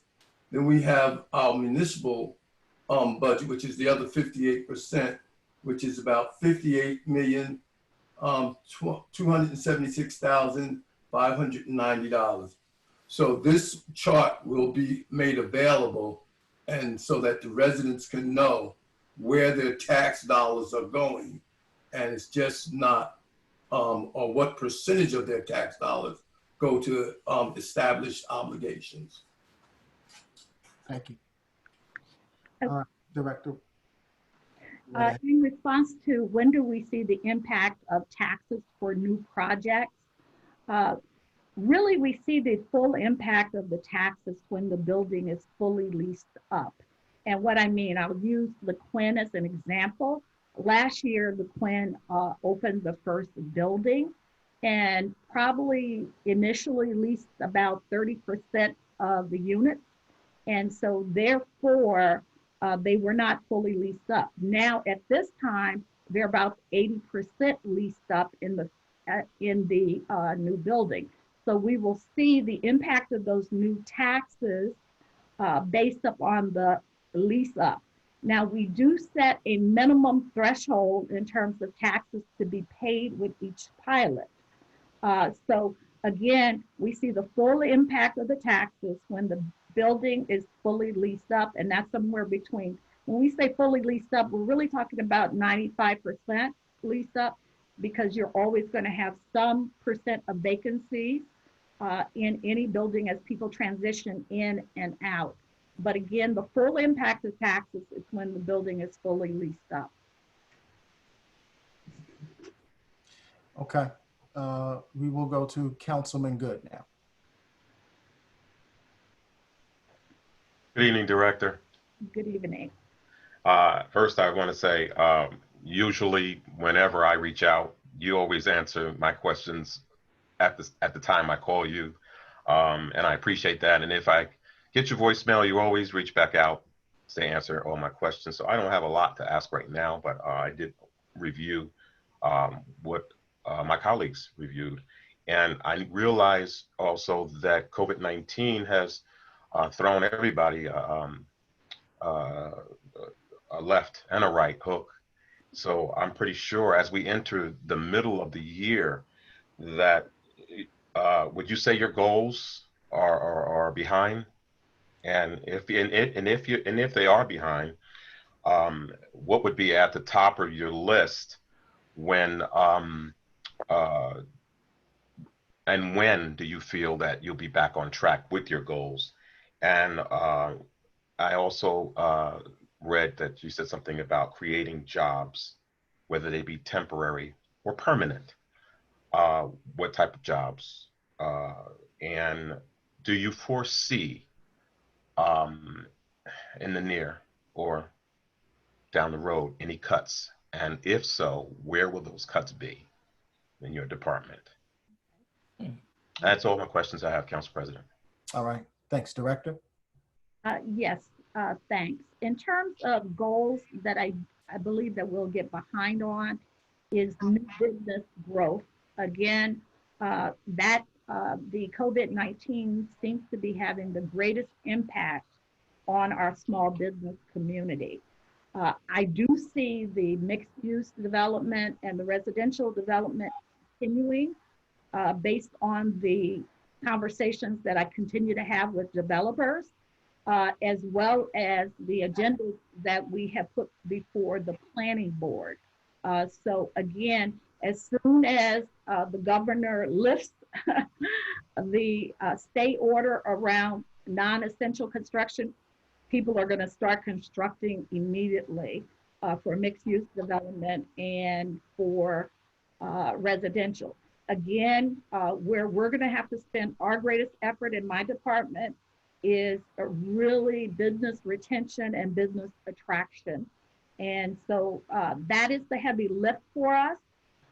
In terms of jobs, the temporary construction jobs will continue. There will be some permanent jobs associated with some of these new developments, as well as some retail, because some of the developers have their own contacts as it relates to retail. And when I say retail, I'm talking about restaurants, but how restaurants open will look very different than it does today with social distancing and all of the new rules that are going to come into play. And so again, small business is taking a heavy hit, and we all have to work together to come up with ideas to help small business. Council President, there was one more question.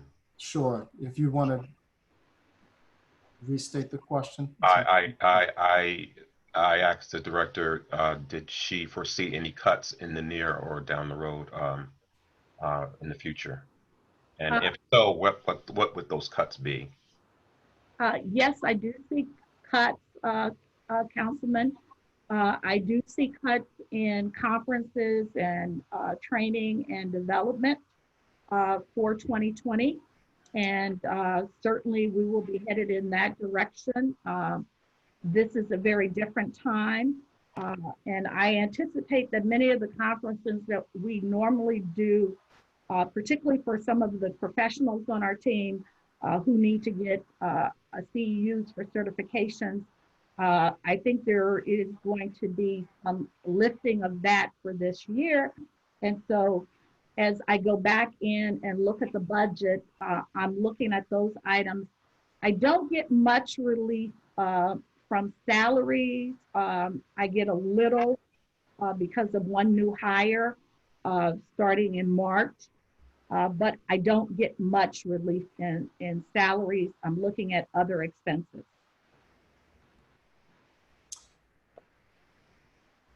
Thank you. Okay. I'd like to move to Councilman McKenna.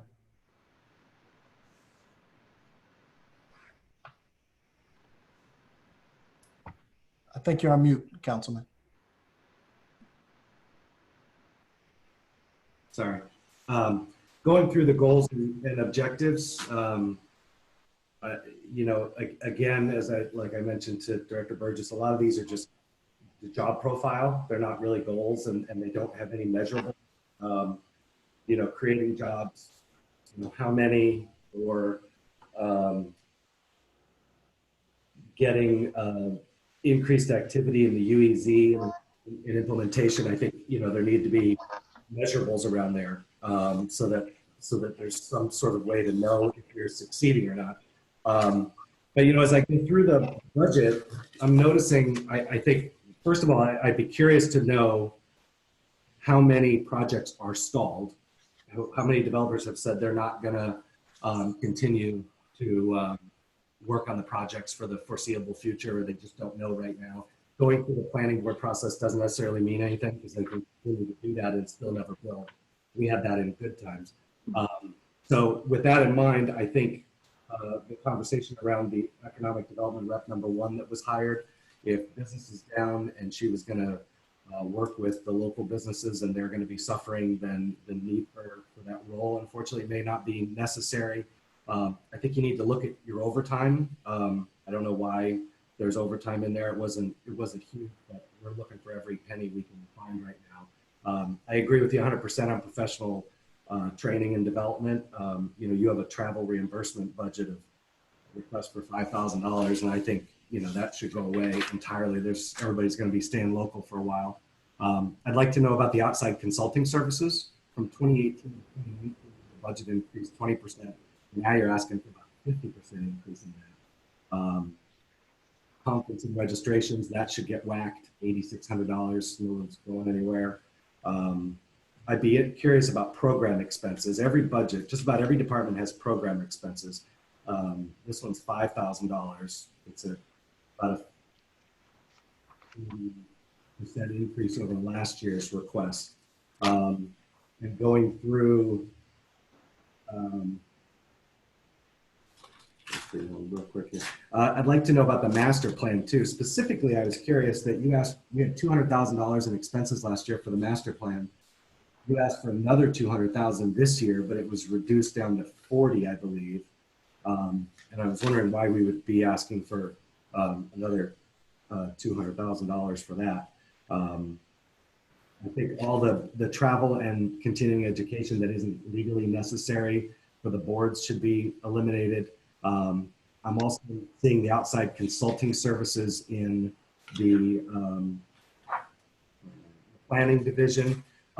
is increasing about 25%. Last year it went up about 40%.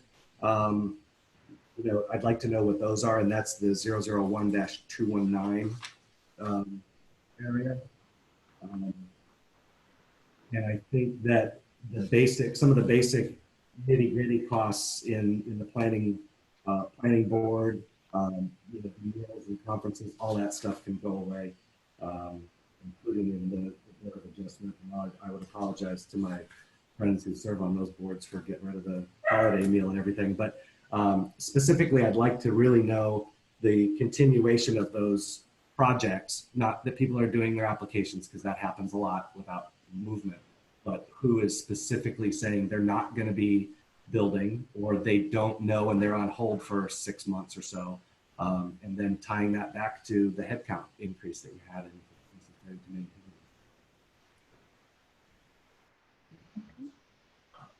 All right, Director Jackson, if you can get started on those questions. Okay, so with starting with that, the first thing I'd like to say that there has been no one who has told me that their project is going to stop or is stalled. In fact, the developers are trying to expedite the work through our processes and systems. So I want to be clear about that. The Quinn is still forging ahead. Muhlenberg is still forging ahead. Actually, CHA is currently got an application in for a CVS across the street. Everybody is moving forward on their projects. There's not been one developer that has told me I want to stop, I want to stall, or I'm concerned about the economic environment. So I want to be clear about that. As it relates to the economic development rep, that person is still needed. We had a planner at one time in the planning division. The economic development rep is serving both as economic development and planning activity. One of the things that person is working on that people are asking us to expedite is an RFP, as well as reviewing the master plan, as well as being in contact and providing resources for those businesses. So that's a very important role for me.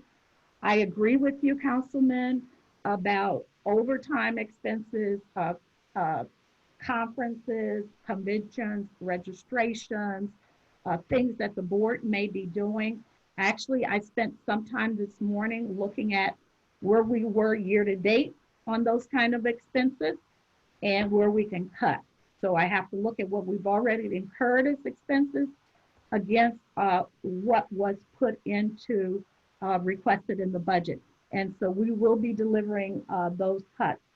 As it relates to outside consulting, we use outside consultants for two reasons. One is to expand our capacity, and two is to bring in specialized expertise. And so when we're dealing with outside consultants, we are really not just dealing with an individual, we're dealing with a firm. And so as we look at the ED, the director's office, in 2018 and 2019, I requested additional funds from council for that line. So this year I've actually budgeted for it. As it relates, and the types of consultants that we use in the director's office are planners, special redevelopment counsel, and financial consultants. So those are the types of consultants that are used within the director's office. In the planning division, I've spent the end of 2018 and 2019 looking for funds to transfer to this line for the planning division. So the types of consultants that we use in the planning division are planners. So we use two kinds, redevelopment and site plan. We also use the engineer. There are things that the engineer works on to support the city that are not related to specific board applications or escrows. We also have a brownfield engineer. We have a brownfield program that we continue to manage. And so there are some things that The brownfield manager has to work on our behalf. We also have a historical consultant who comes out of some of these line items. And that is the historical consultant to the Historic Preservation Commission. So this allows us to increase our capacity without adding staff with a fully loaded salary, which includes not only their salary, but their benefits as well. And so that's why we use outside consultants. And if you were to total the two lines, perhaps you can get two full-time individuals out of that. That is not going to serve us well by doing that. Any follow-up questions, Councilman? I really just a clarifying point that the economic development rep who was newly hired for around $80,000 is going to be doing some planning work in addition, because we used to have a planning director in the planning department, and we still do. His name's Bill Neerstedt, and he's just not in the planning department, he's over in your department. So how is it that Bill isn't going to be doing the planning director stuff, but an economic development rep person is going to be doing planning with that title? Bill is still doing planning director stuff. The senior planner retired last year, in the middle of last year, and the economic development rep is doing some of the things that the senior planner used to do. So that person is not replacing Bill. Bill is still doing the things that Bill needs to do. So the outside, because we have outside consultants on the planning board that took over the role of Scott Bauman when he retired. So we're cutting those costs for those consultants because the internal person is going to be doing it instead? So if we were to discuss Scott Bauman, and I don't think it's a good going back and forth, if we discuss his job duties, one of his job duties was to perform as the person who consulted to the board. He did other things in addition to being a planning consultant to the board. CME took over the board work, and quite frankly, our board work has increased thanks to my driving that work activity. So we're not only driving redevelopment activity, but the redevelopment activity results in site plan activity. And we really have increased the amount of work that the planning board and other boards are doing. We're having difficulty getting everybody scheduled in a timely manner. There is plenty of work for everyone. Okay. So we will now go to Councilwoman Davis. Yes. Hello, Director Jackson. Hello. So I have a list of questions that I'll go through. I'll try to go kind of slow so you can catch them all, but not too slow that my 5-minute expires. So how has COVID-19 affected the completion of the master plan, if it's affected it at all? I know you talked about specific plans for business retention and expansion, as well as retail recruitment, but then you kind of changed that and said you want to focus more on retail recruitment. So what are the specific plans in order to focus on that? One of your goals is updating the maps. Do these maps include the FEMA flood maps? And if they do, what's the status of updating those maps? How has the migration of Mitchell Humphreys helped the department? Are the forms people need for the department available online? How has Plainfield's opportunity zones helped us in attracting developers and redevelopment? If you can just explain the business lease initiative. How often does the department look to update their information on the city's website? In terms of job creation, I know you talked a little bit about the different types of jobs, but if you can let us know, like, out of all the redevelopment projects we have going on, where that job creation has taken place. I know you talked about cutting some of the overtime, so I'll skip that one.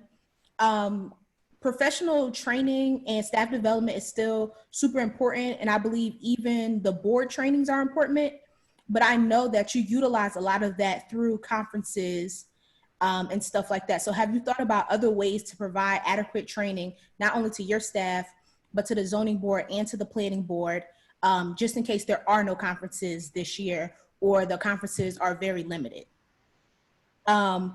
What does your department use its publication line for? Have we figured out what our vacancy rate is in our business district yet? And how will COVID-19 affect that rate? And how does what's happening in the business community, like with the closing of small businesses or the potential closing of small businesses, affect what's going on in the development community?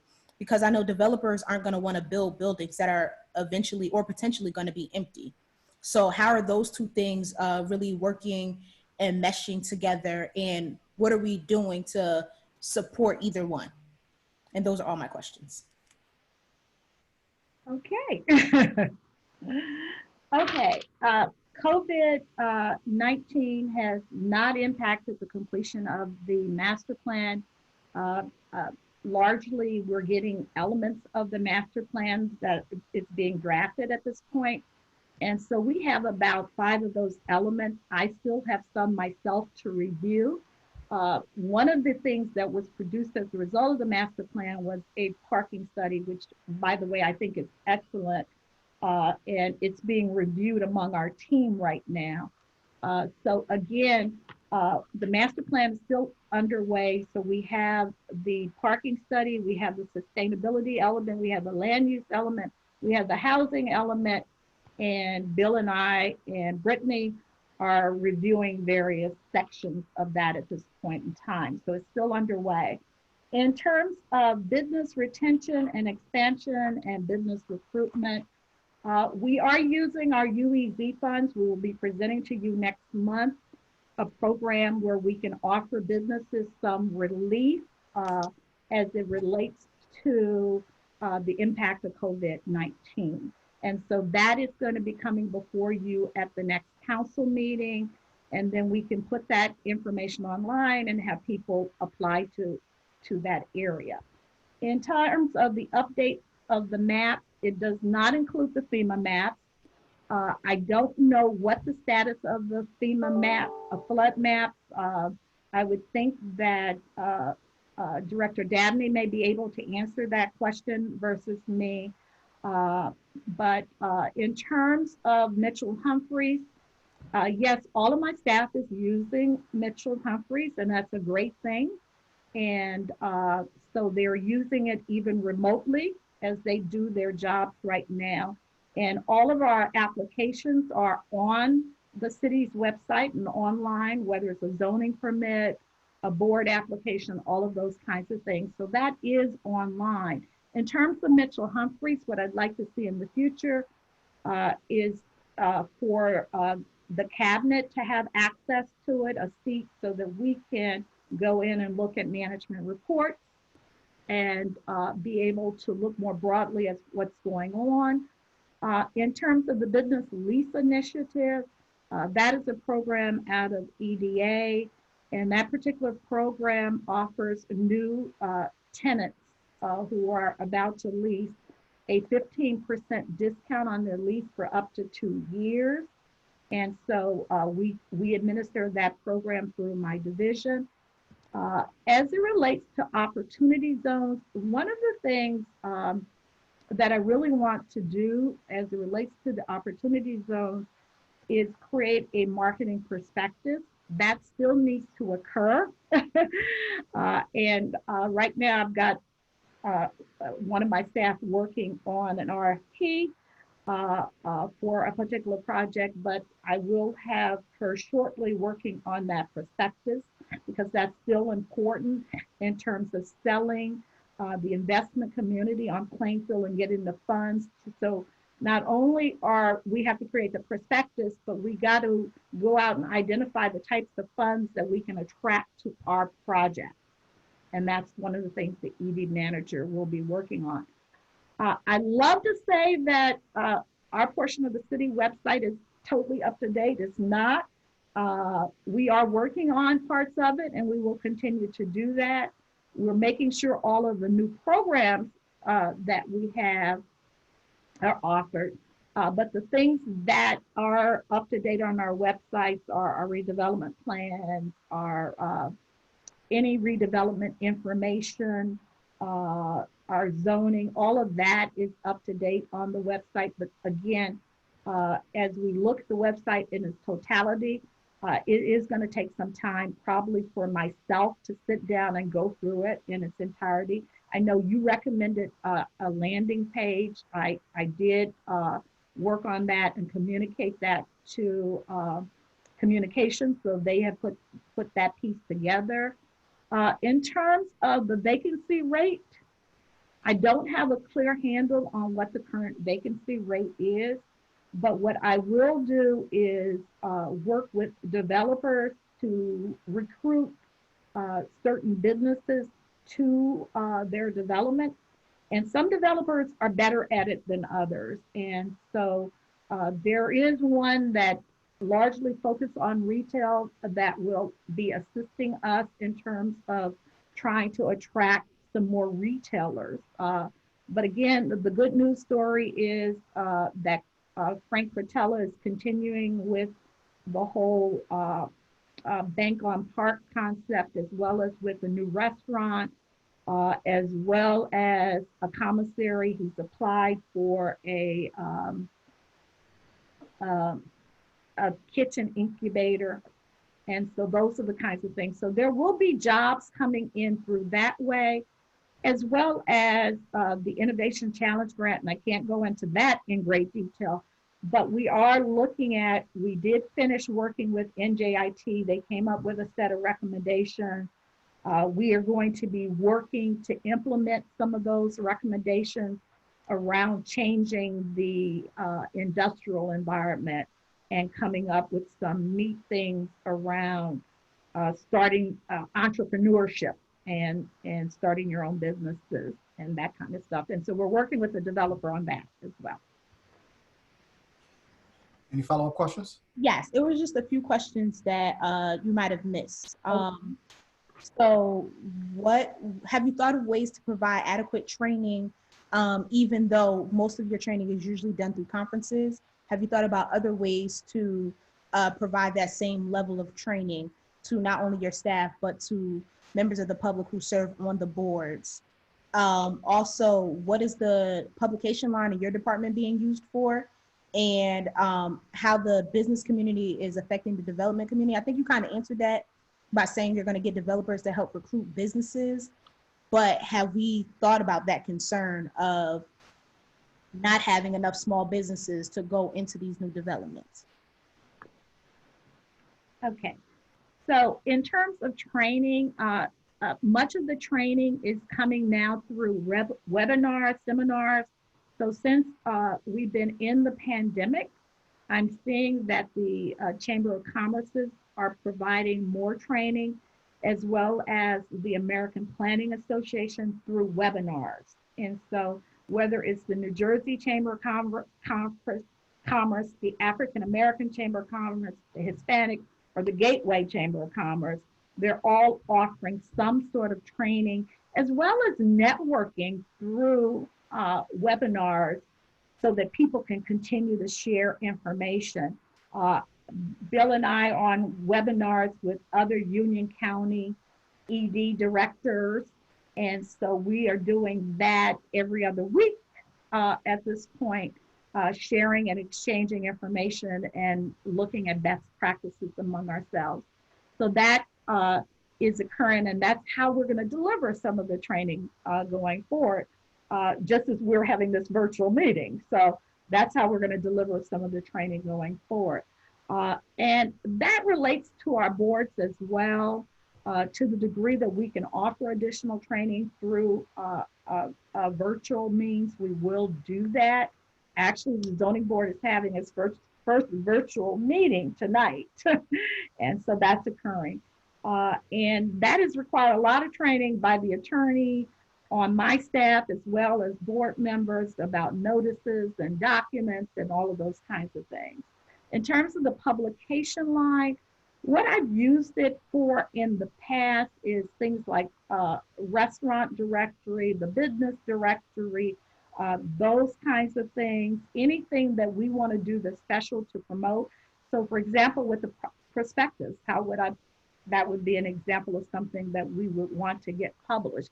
So we would not only want it online, but we would want to have a certain amount of that available to hand out to any type of investor. And then, did I get them all? Did I miss something? No, I think that's pretty much it. Okay. Thanks. We'll move to Councilwoman Mills Rance. Good evening, Director Jack. Good evening. Okay, I just have a comment. I really don't have a question. All questions are being asked, and that was just to follow up with what you said about some of the training, especially with New Jersey Chamber of Commerce. Every day I'm receiving emails. I don't know if the other council members are on updates and on business, board business workshops. So it's out there. We just have to go for it. Okay, have a good evening. Okay, and the only comment I would say is that we've been sending out email blasts to businesses around technical training and support. So I just want to add that. Okay, we'll go to Vice President Armati. Good evening, Director Jackson. Good evening. So first, I know one of the biggest, I guess, goals for you guys is to complete and implement the master plan, which I'm happy you said will stay, or I guess be implemented on time. I wanted to know for the general public when you expect it to be completed and available for the public. That's number one. Number two, I know that, you were talking about specific or like transit-oriented development projects. I just wanted to know if you could highlight any specific ones, that might come online either this year or next year. Third, you were talking about discretionary spending and you were looking at ways to, cut your budget, and you did talk about conferences and things like that. Are there any other areas that you believe would be able to be cut and not really a necessity at this time? Okay, good evening. The first one, in terms of the implementation of the master plan, our original goal was to get the master plan completed by June 30th. I'm not sure that we're going to meet that date, but we will have the master plan completed this summer. So I just want to be clear about that. We are working on it now. And, one of our intentions was to have them do a report or readout to council. So I will check with Phil to see where we are with that. But again, we are working on, at this point, crafting the document itself. Okay. And we did have a number of public workshops and forums for the public to participate in the master plan. And it had been our hope to be able to have another public meeting to do a readout on it. But I will ask Bill where we are with that as well, public meeting. In terms of TOD projects that are still underway, so let me start over at Netherwood. 1000 North Avenue is going to start this year. They have another project over on North Avenue, 900 North Avenue. I suspect that will start next year. They are presenting 803 South Avenue to the planning board on June 4th. And that project will start this year. And that is the building that's next door to our public works facility. That same group is pushing me on the Fig Tree property. And so we're finishing up the redevelopment plan for the Fig Tree property. And we'll be presenting something to the planning board on May 20, I think it's May 18th or no, 21st, May 21st. So we'll be presenting that to the planning board on May 21st. I don't know if that project will start this year. If it doesn't start late in the year, it will start next year. The other project, Elmwood Gardens, they have applied for construction permits. So they've are going to be moving forward with their construction this year. We have Hart's Food Equipment, and they're located in the old ABC property, and they're moving out of Brooklyn and they're relocating to Plainfield. Now, we had expected to do kind of a groundbreaking in March, but they will start after the pandemic. Once we can restart, I expect that they will start. We are going to start this year on CVS. Again, CHA is going to do that. That's across the street from the Muhlenberg property. They're still moving forward with the construction of residential and beginning to do the frame out and the work for the medical mall. So that is still moving forward. The Wawa is still moving forward. 829 South Avenue is moving forward. We are putting together the agreements for 611 West Front, which would be the old Marino track. TODD West, Steve Chung is continuing to move forward on his project, which will bring phase 1 and phase 2 is going to bring several hundred new residential lots of retail to the city. He's still committed to doing that project. Let's see, who else? Did I miss someone? We're still moving forward with South 2nd Street. We're still moving forward with the Quinn. I think I've named a few. And some other downtown projects that Paramount Asset is moving forward with as well. Okay. Okay. And then, yeah, last but not least, the discretionary spending. Besides like conferences and stuff like that.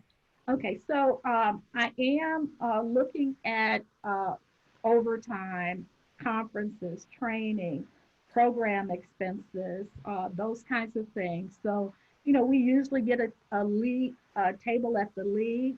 We're not going to be doing that this year, you know, and we display and all that kind of stuff. So those are the kinds of things that we're not going to be doing this year. So it gives me an opportunity to go back and relook at that, relook at, you know, usually the shade tree gets so much money to go do trees. I'm looking at that as well. And so I'm looking at the boards and commissions as well. Okay. Thank you for that, Councilman Vice President Armati. I have a couple questions for you, Director. Well, first comments. I mean, that's a whopping number, 1 billion in investment.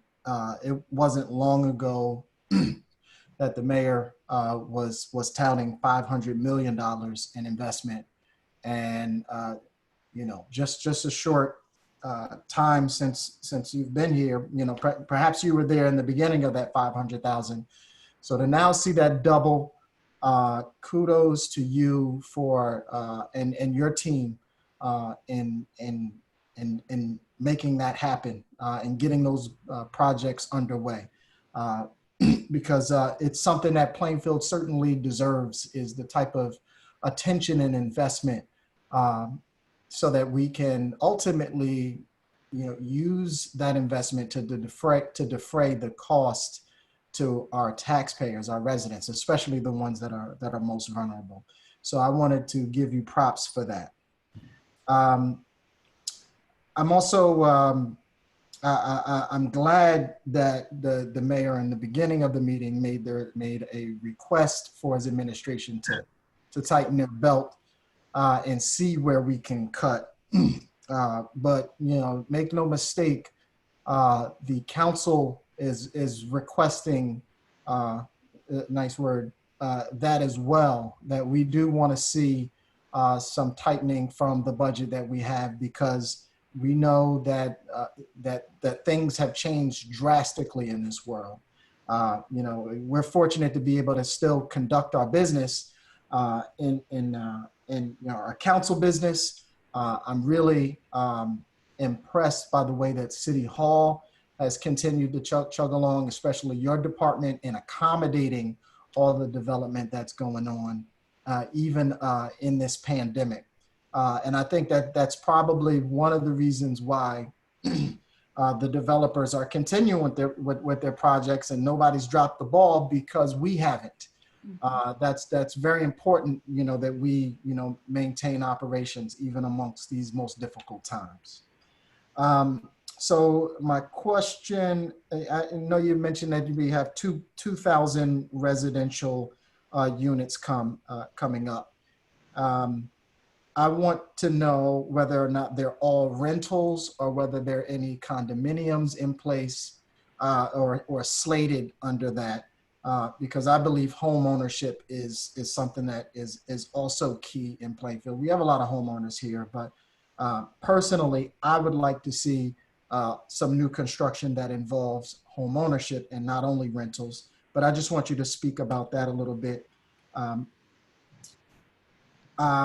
I want to know about, I know you said the developers are still working, but have we seen any decline in values with real estate or our properties due to the COVID-19 virus? I know it's pretty early.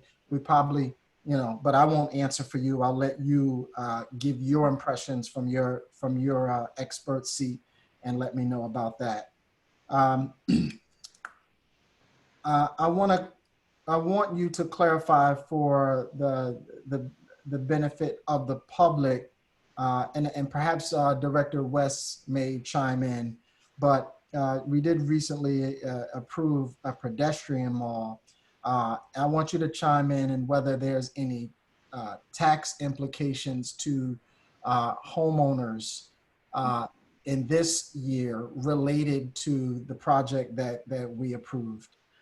For the pedestrian mall, which will anchor Frank Cotella's restaurant that we are certainly anticipating and welcoming, and hope it'll launch as soon as we get through this global pandemic.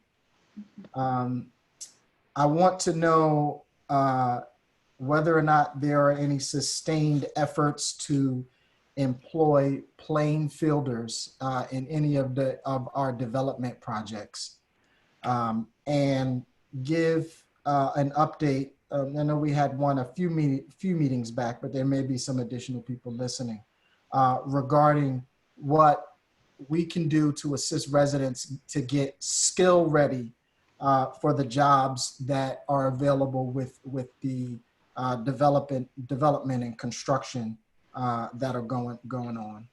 And then lastly, I want you to give an update, if there is an update, on the construction for the upgrades of the Netherwood Village project. If they closed their loan or if they begun to renovate any of those units. Okay, well, thank you, Council President. A lot going on there. I'd like to first of all say that I'd like to thank the Mayor Mapp, and Council because this is our shared success, about $1 billion in investment in terms of working together to move that forward. And what build confidence for investors is that the leadership is moving and supporting them. So that's as important as anything else in terms of making an investment in Plainfield. And I can honestly say that the developers feel comfortable that the leadership, that we have the right leadership in place to have this kind of progress. And so I want to continue with that. In terms of rental versus ownership, I don't see the condo market yet. It probably will follow some of our residential rentals. And I think you've heard me say before that the first luxury building in the city of Plainfield is the Quinn. And that creates a new type of rental unit within the city of Plainfield. So that's, from my perspective, the first luxury building, because it has all of the amenities in the common areas, like a lounge, like a home theater, a gym, all of those things, in addition to the amenities that are within the unit. So that's the kind of residential units that we want to continue to aspire to as it relates to luxury. But I do see the condo market kind of following the residential market. I'm hearing a little bit more about the 55 plus market and adult living and rentals, as well as adult places that I forget, their garden type kind of style homes that people have been talking to me about more so than anything else. I don't see a decline in the values, and as we are talking to the other communities in Union County, they're continuing to develop as well, but they have some affordable obligations. So Scotch Plains and Fanwood, you know, so some of those at Westfield, they're continuing with some of their COA obligations, but the development is still going strong. In terms of employment and getting skill ready, the apprenticeship program is still the best way to do that. And not just for building and construction trade.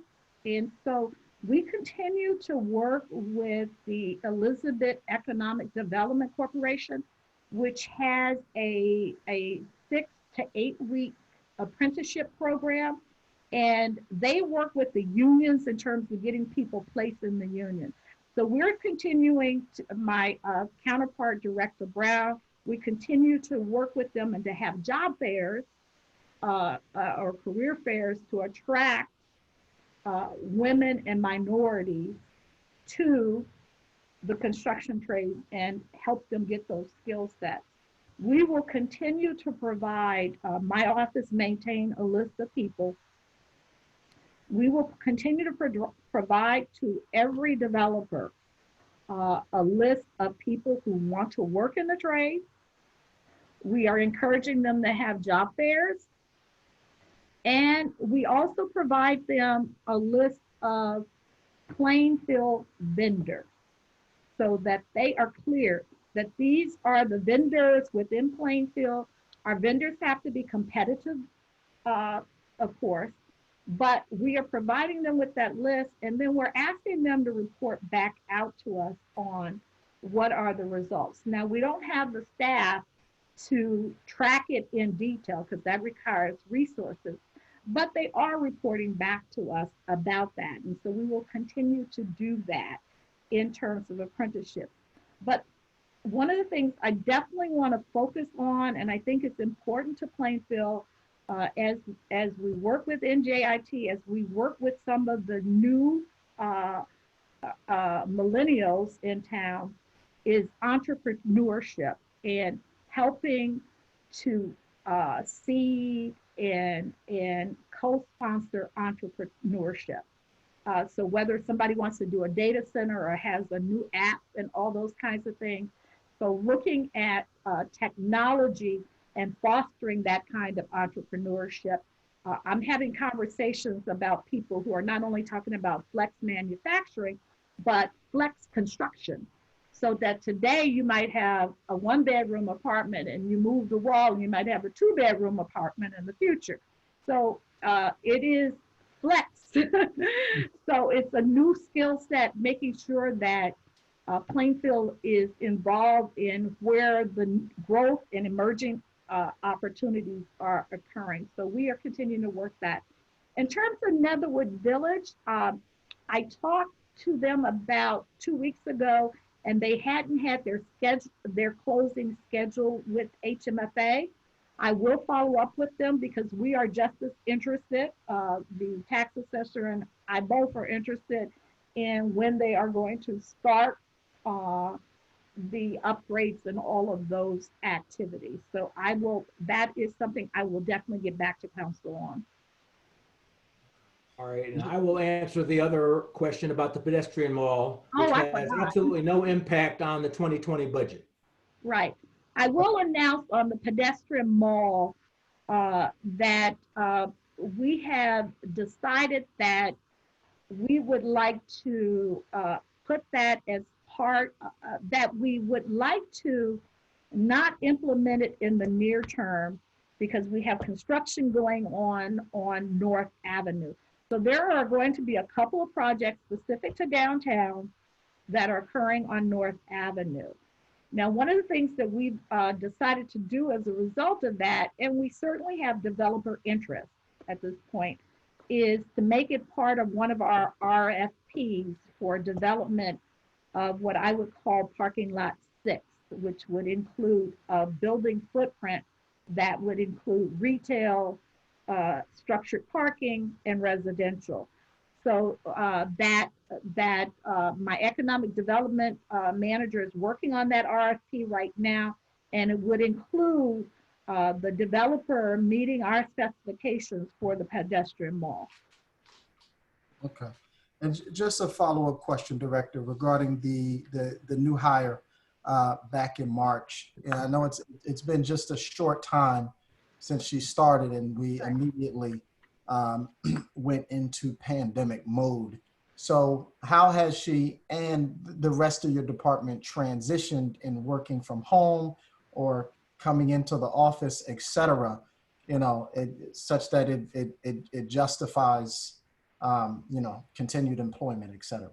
Right. Every one of my staff is working remotely. For the most part, Bill does come in 2 days a week, and he also handles and distributes all of the mail. Everyone on my team has a virtual desktop on their computer. They are fully equipped and are continuing to do all the work that they do. As you mentioned earlier, for example, Indela provides a weekly report on the number of zoning permits processed. And we still go out and have look at properties and do investigations and handle zoning complaints. The economic development team is busy as ever. We came up with the UEZ relief fund again, and part of that has created, people have now wanted to join UEZ. And so we are processing new UEZ applications, because in order to be able to get that benefit, you have to be a member of UEZ. And so we are working on that. Our economic developer manager developed that application. She's working closely with the SID. She's working closely in terms of getting business information out and providing our businesses with the technical resources. She and Jeanette are continuing to do that. Bill is continuing to work on the master plan. He and I are both continuing to meet with people virtually who want to invest in Plainfield. We kind of do a tag team on that. Sometimes I do that by myself. Sometimes we do that together. So my entire team, Rosalind and April, are as busy as ever. We're still having our meetings. We still have the same workload. People are still dropping our site plans. We're still dispersing them to the appropriate individuals. And so the business aspect of economic development in terms of what we do day in and day out is continuing. Okay. Thank you for that. You know, this pandemic is so wide in its scope, but it's also puzzling. You know, I feel for business owners, especially non-essential business owners, because, you know, many of them are essentially out of business. But in terms of housing, this pandemic is one that solidifies the need and the desire for safe and affordable housing. You know, so people who might have been shacking up with family members temporarily, et cetera, and now the kids are home from school, they're all going crazy and need their own places to live. So, you know, despite the pandemic, you know, people still need somewhere to live. So that probably will not slow down. And it's probably why you may not see a decline in values right away because housing is more important than ever when people are required to shelter at home. I'd like to move to the CBAC. Robin Bright, can you go through the questions from this? Yes. Good evening, Director Jackson. Good evening, Robin. Hi. So we just had a couple of questions, and you really addressed them. One was the outside consultant services. We want to know what the cause of the $20K increase for services, and it's a slight overspend from last year. So if you could just, touch on that a little bit. The other one was the brownfield. If you could share an overview of the brownfield role and the duration of the project. In addition, what is the cause of the increase in the budget on that? And those basically were the only two. Okay, so two things. Just to reiterate on the outside consultants, again, in 2018 and 2019, I found myself having to go back to council to increase the amount because of the amount of work we were doing. And so that's both in ED as well as on the planning side, ED meaning economic development, as well as on the side. In terms of brownfields, we have done most of the work associated with the brownfield development area grant.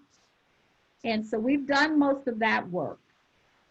What we did last year is we put together a business case for adding additional sites to the brownfield. And so we met with the state and we used a consultant to help us do all of that, by the way. So we met with the state. We did get approval for the additional sites. Now we're waiting to hear about funding associated with those additional brownfield sites. And so that is part of our ongoing challenge. We have a lot of former automotive uses, industrial buildings, and so we have a lot of work still to do around brownfields. And so that's why you're seeing increase. The grant is not going to pay for you to create a business case and apply for more funding. You have to eat that expense yourself. And it requires a specialized expertise. So it's not something that our grant writers would go do for us. So that's working with NJDEP. Like I said, we were successful in getting these additional sites added. Now we're awaiting the decision around funding. I am certain, hopefully the pandemic doesn't impact it. I'm pretty sure that we will get that additional brownfield funding. Okay, thank you. That was it. Okay, thank you. You're welcome. We now move to citizens' participation. A total of 30 minutes will be allocated for public comments. If you wish to be heard, please hit the hand icon to be recognized, and you will be unmuted. Once unmuted, please give your name and address for the record. Each speaker will be given 3 minutes. The floor is now open. Mr. Clerk, do you see, I see at least one person who's raised their hand. Yes, we'll start with Jeanette.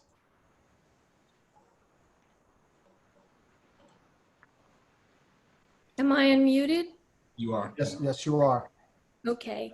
Hi, everyone. First, I hope that everyone is healthy and that you are social distancing and that you're obeying the restrictions that the city has put in place. Now that it's budget season. State your name and address for the record, please. Oh, sorry. Jeanette Crishone, 1410 Evergreen Avenue in Plainfield. So I just would like to talk about the North Avenue pedestrian wall project. And I'm glad that it's kind of on hold because I would like to ask you to really put thought into this if you're going to move forward with it.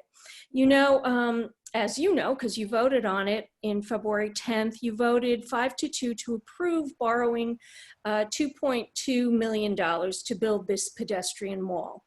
So as I see it, the mall is going to close vehicular traffic from Watchung to Park and on Gavitt Place. I believe this will create a hardship for the tenants who live in the buildings on North Avenue and all the commuters who use the train station. It'll also increase traffic on other streets. In these economic conditions and having to distance 6 feet from one another, I asked the question, does the city need to build a pedestrian mall?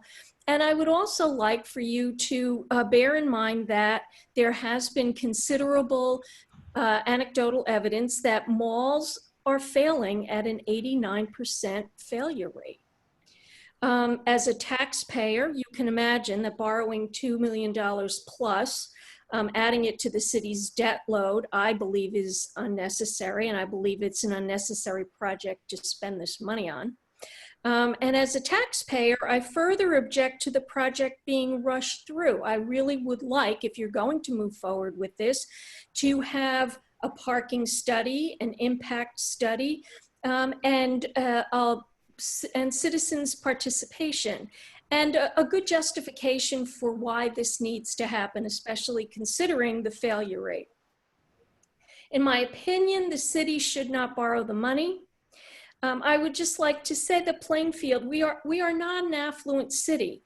And especially during this time when people are worried about their jobs and putting food on their table and a roof over their head, borrowing $2.2 million, which these people are going to have to pay back eventually, I really ask you to consider if you're going to move ahead and if you think this is a wise thing to do. Personally, I think the city should cancel the project. At a time in the future, if and when the project is actually studied and makes sense, then the city could build it without borrowing money with the proceeds of developer contributions to public improvements. So I just don't feel as though there needs to be a burden to the taxpayers with this new project at any time. Thank you. And thank you, Jeanette, for your comments. Mr. Clerk, do we have anyone? I will have, at the conclusion, I'll have Director Jackson just speak a little bit about the logistics behind the pedestrian mall, as well as the parking study and citizen participation regarding that. She raised some good points. I'd just like you to address those after public comment, Director. Who else do we have, Mr. Clerk? Next, we have Tim Priano. Hi, Tim. Hello, it's Timothy Priano. Just checking in with everybody. I'm still questioning the policeman's budget with the $90K for the vehicles. As we all remember, the director's cars were all purchased through the police department last time without the city knowledge, the public's knowledge, that we slid cars through for the SUVs for all the directors. As I was in City Hall today, I noticed that all the directors' cars are not at the parking lot. So I guess they're all at everyone's home, and everyone's using our city cars to move around the state, but they're not doing city business. So if there's no directors in, our cars should be parked in the parking lot, since those are property of the city, not a property of a personal. Secondly, with regard to the additional person in your department, Valerie, I'm working in a multi-billion-dollar business industry. We are getting notices daily from some of the largest companies that everyone is cutting 20% staff. People are taking cuts in their payroll. Even with Lord and Taylor going under, Westfield will have a huge lot that is more attractive to build retail than we have in Plainfield because they have the system down and they understand small shops. We have keep laughing, Mayor. Keep laughing, Mayor. You're such an embarrassment to the public. In reference to Nordstrom's closing 16 retail stores, we have to look at this. This is not just 6 months. This virus is going to be around for at least 2 and 2.5 years until a vaccine is worked. 2/3 of the world has to be vaccinated before people can move freely. So everyone's saying they're so busy and you have so much work to do, but at the same time, no one is really moving right now. We've been in shutdown for 2 months now, working from home. And as I can afford to keep my staff due to the way my business is structured, I'm dealing with many companies that are giving up staff 20%. And I do not see any part of the city that's even cutting one single part of it. And it looks just you're adding for the greed level, for the ego level that you're trying to do is make it look good. But 2020 is going to go through and there won't be any more public gatherings this year. 2021, people are already expecting not to have gatherings. And these are major conventions throughout the world and the country. Airlines are dropping. United Airlines just dismissed how many of their staff? So I guess you must have the golden touch that you think that we are different than the rest of the world. But I will keep my eye open because you can see a wolf at the hen house every single day. Thank you. Thank you, Mr. Priano, for your comments. Mr. Clerk, who's next? Next, we have Emily Morgan. Emily Morgan, you're being unmuted. Welcome, Mrs. Morgan. I don't see you've been unmuted yet.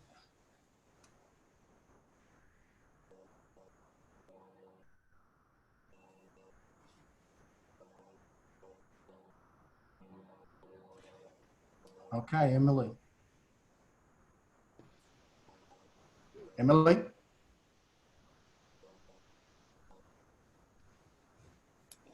I see she's no longer muted, but I do not hear anything from you, Mrs. Morgan.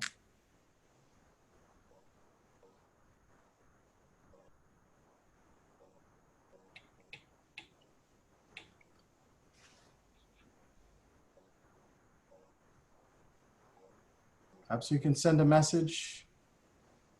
Emily Morgan, you're unmuted on our end. You may have to unmute on your end in order to talk.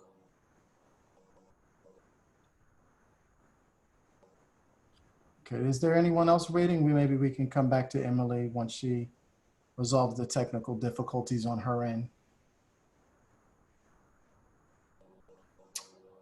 No, there's no one else with their hand raised to speak during this public comment. Okay, if we get her back, I will allow, you know, in this instance, allow her to come back and make her public comments. But in the meantime, we'll hear from Director Jackson regarding the question that was asked earlier. Okay, so as it relates to the North Avenue pedestrian mall, I did make the announcement that that would be part of an RFP. That means Director West will have to cancel the 2.2 million. So I'm going to say it again, that the pedestrian mall will be part of an RFP that goes out for developer interest.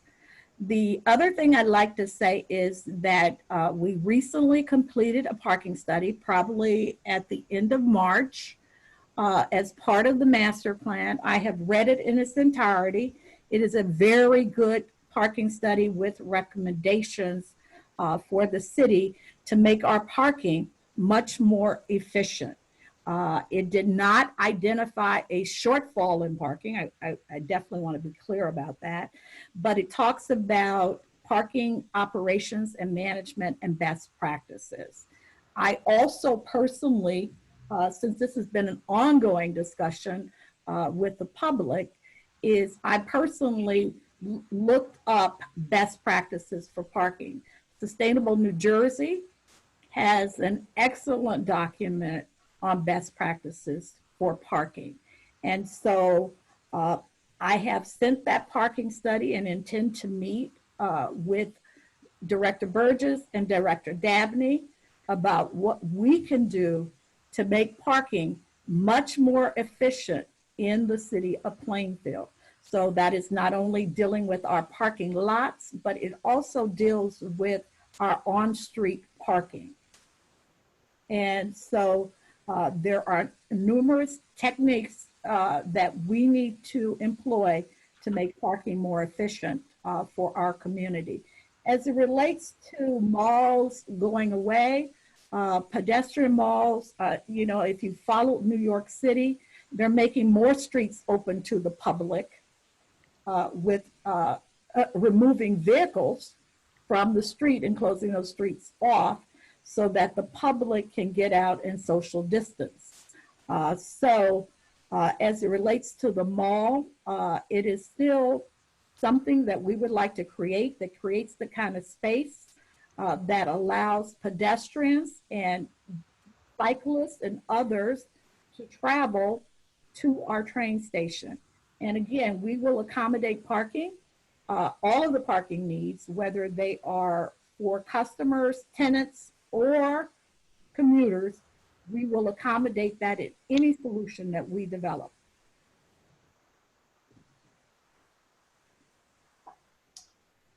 Thank you. I don't think that Emily has raised her hand again in order to speak. Well, with that said, can I have a motion to close public comment? So be. Second. All in favor? Aye. Any abstentions, opposition? Public comment is now closed. May I have a motion to adjourn? So moved. Second. Second. All in favor? Aye. Any opposition, abstentions? This budget hearing is now adjourned. Thank you all. Good night, everyone. Good night.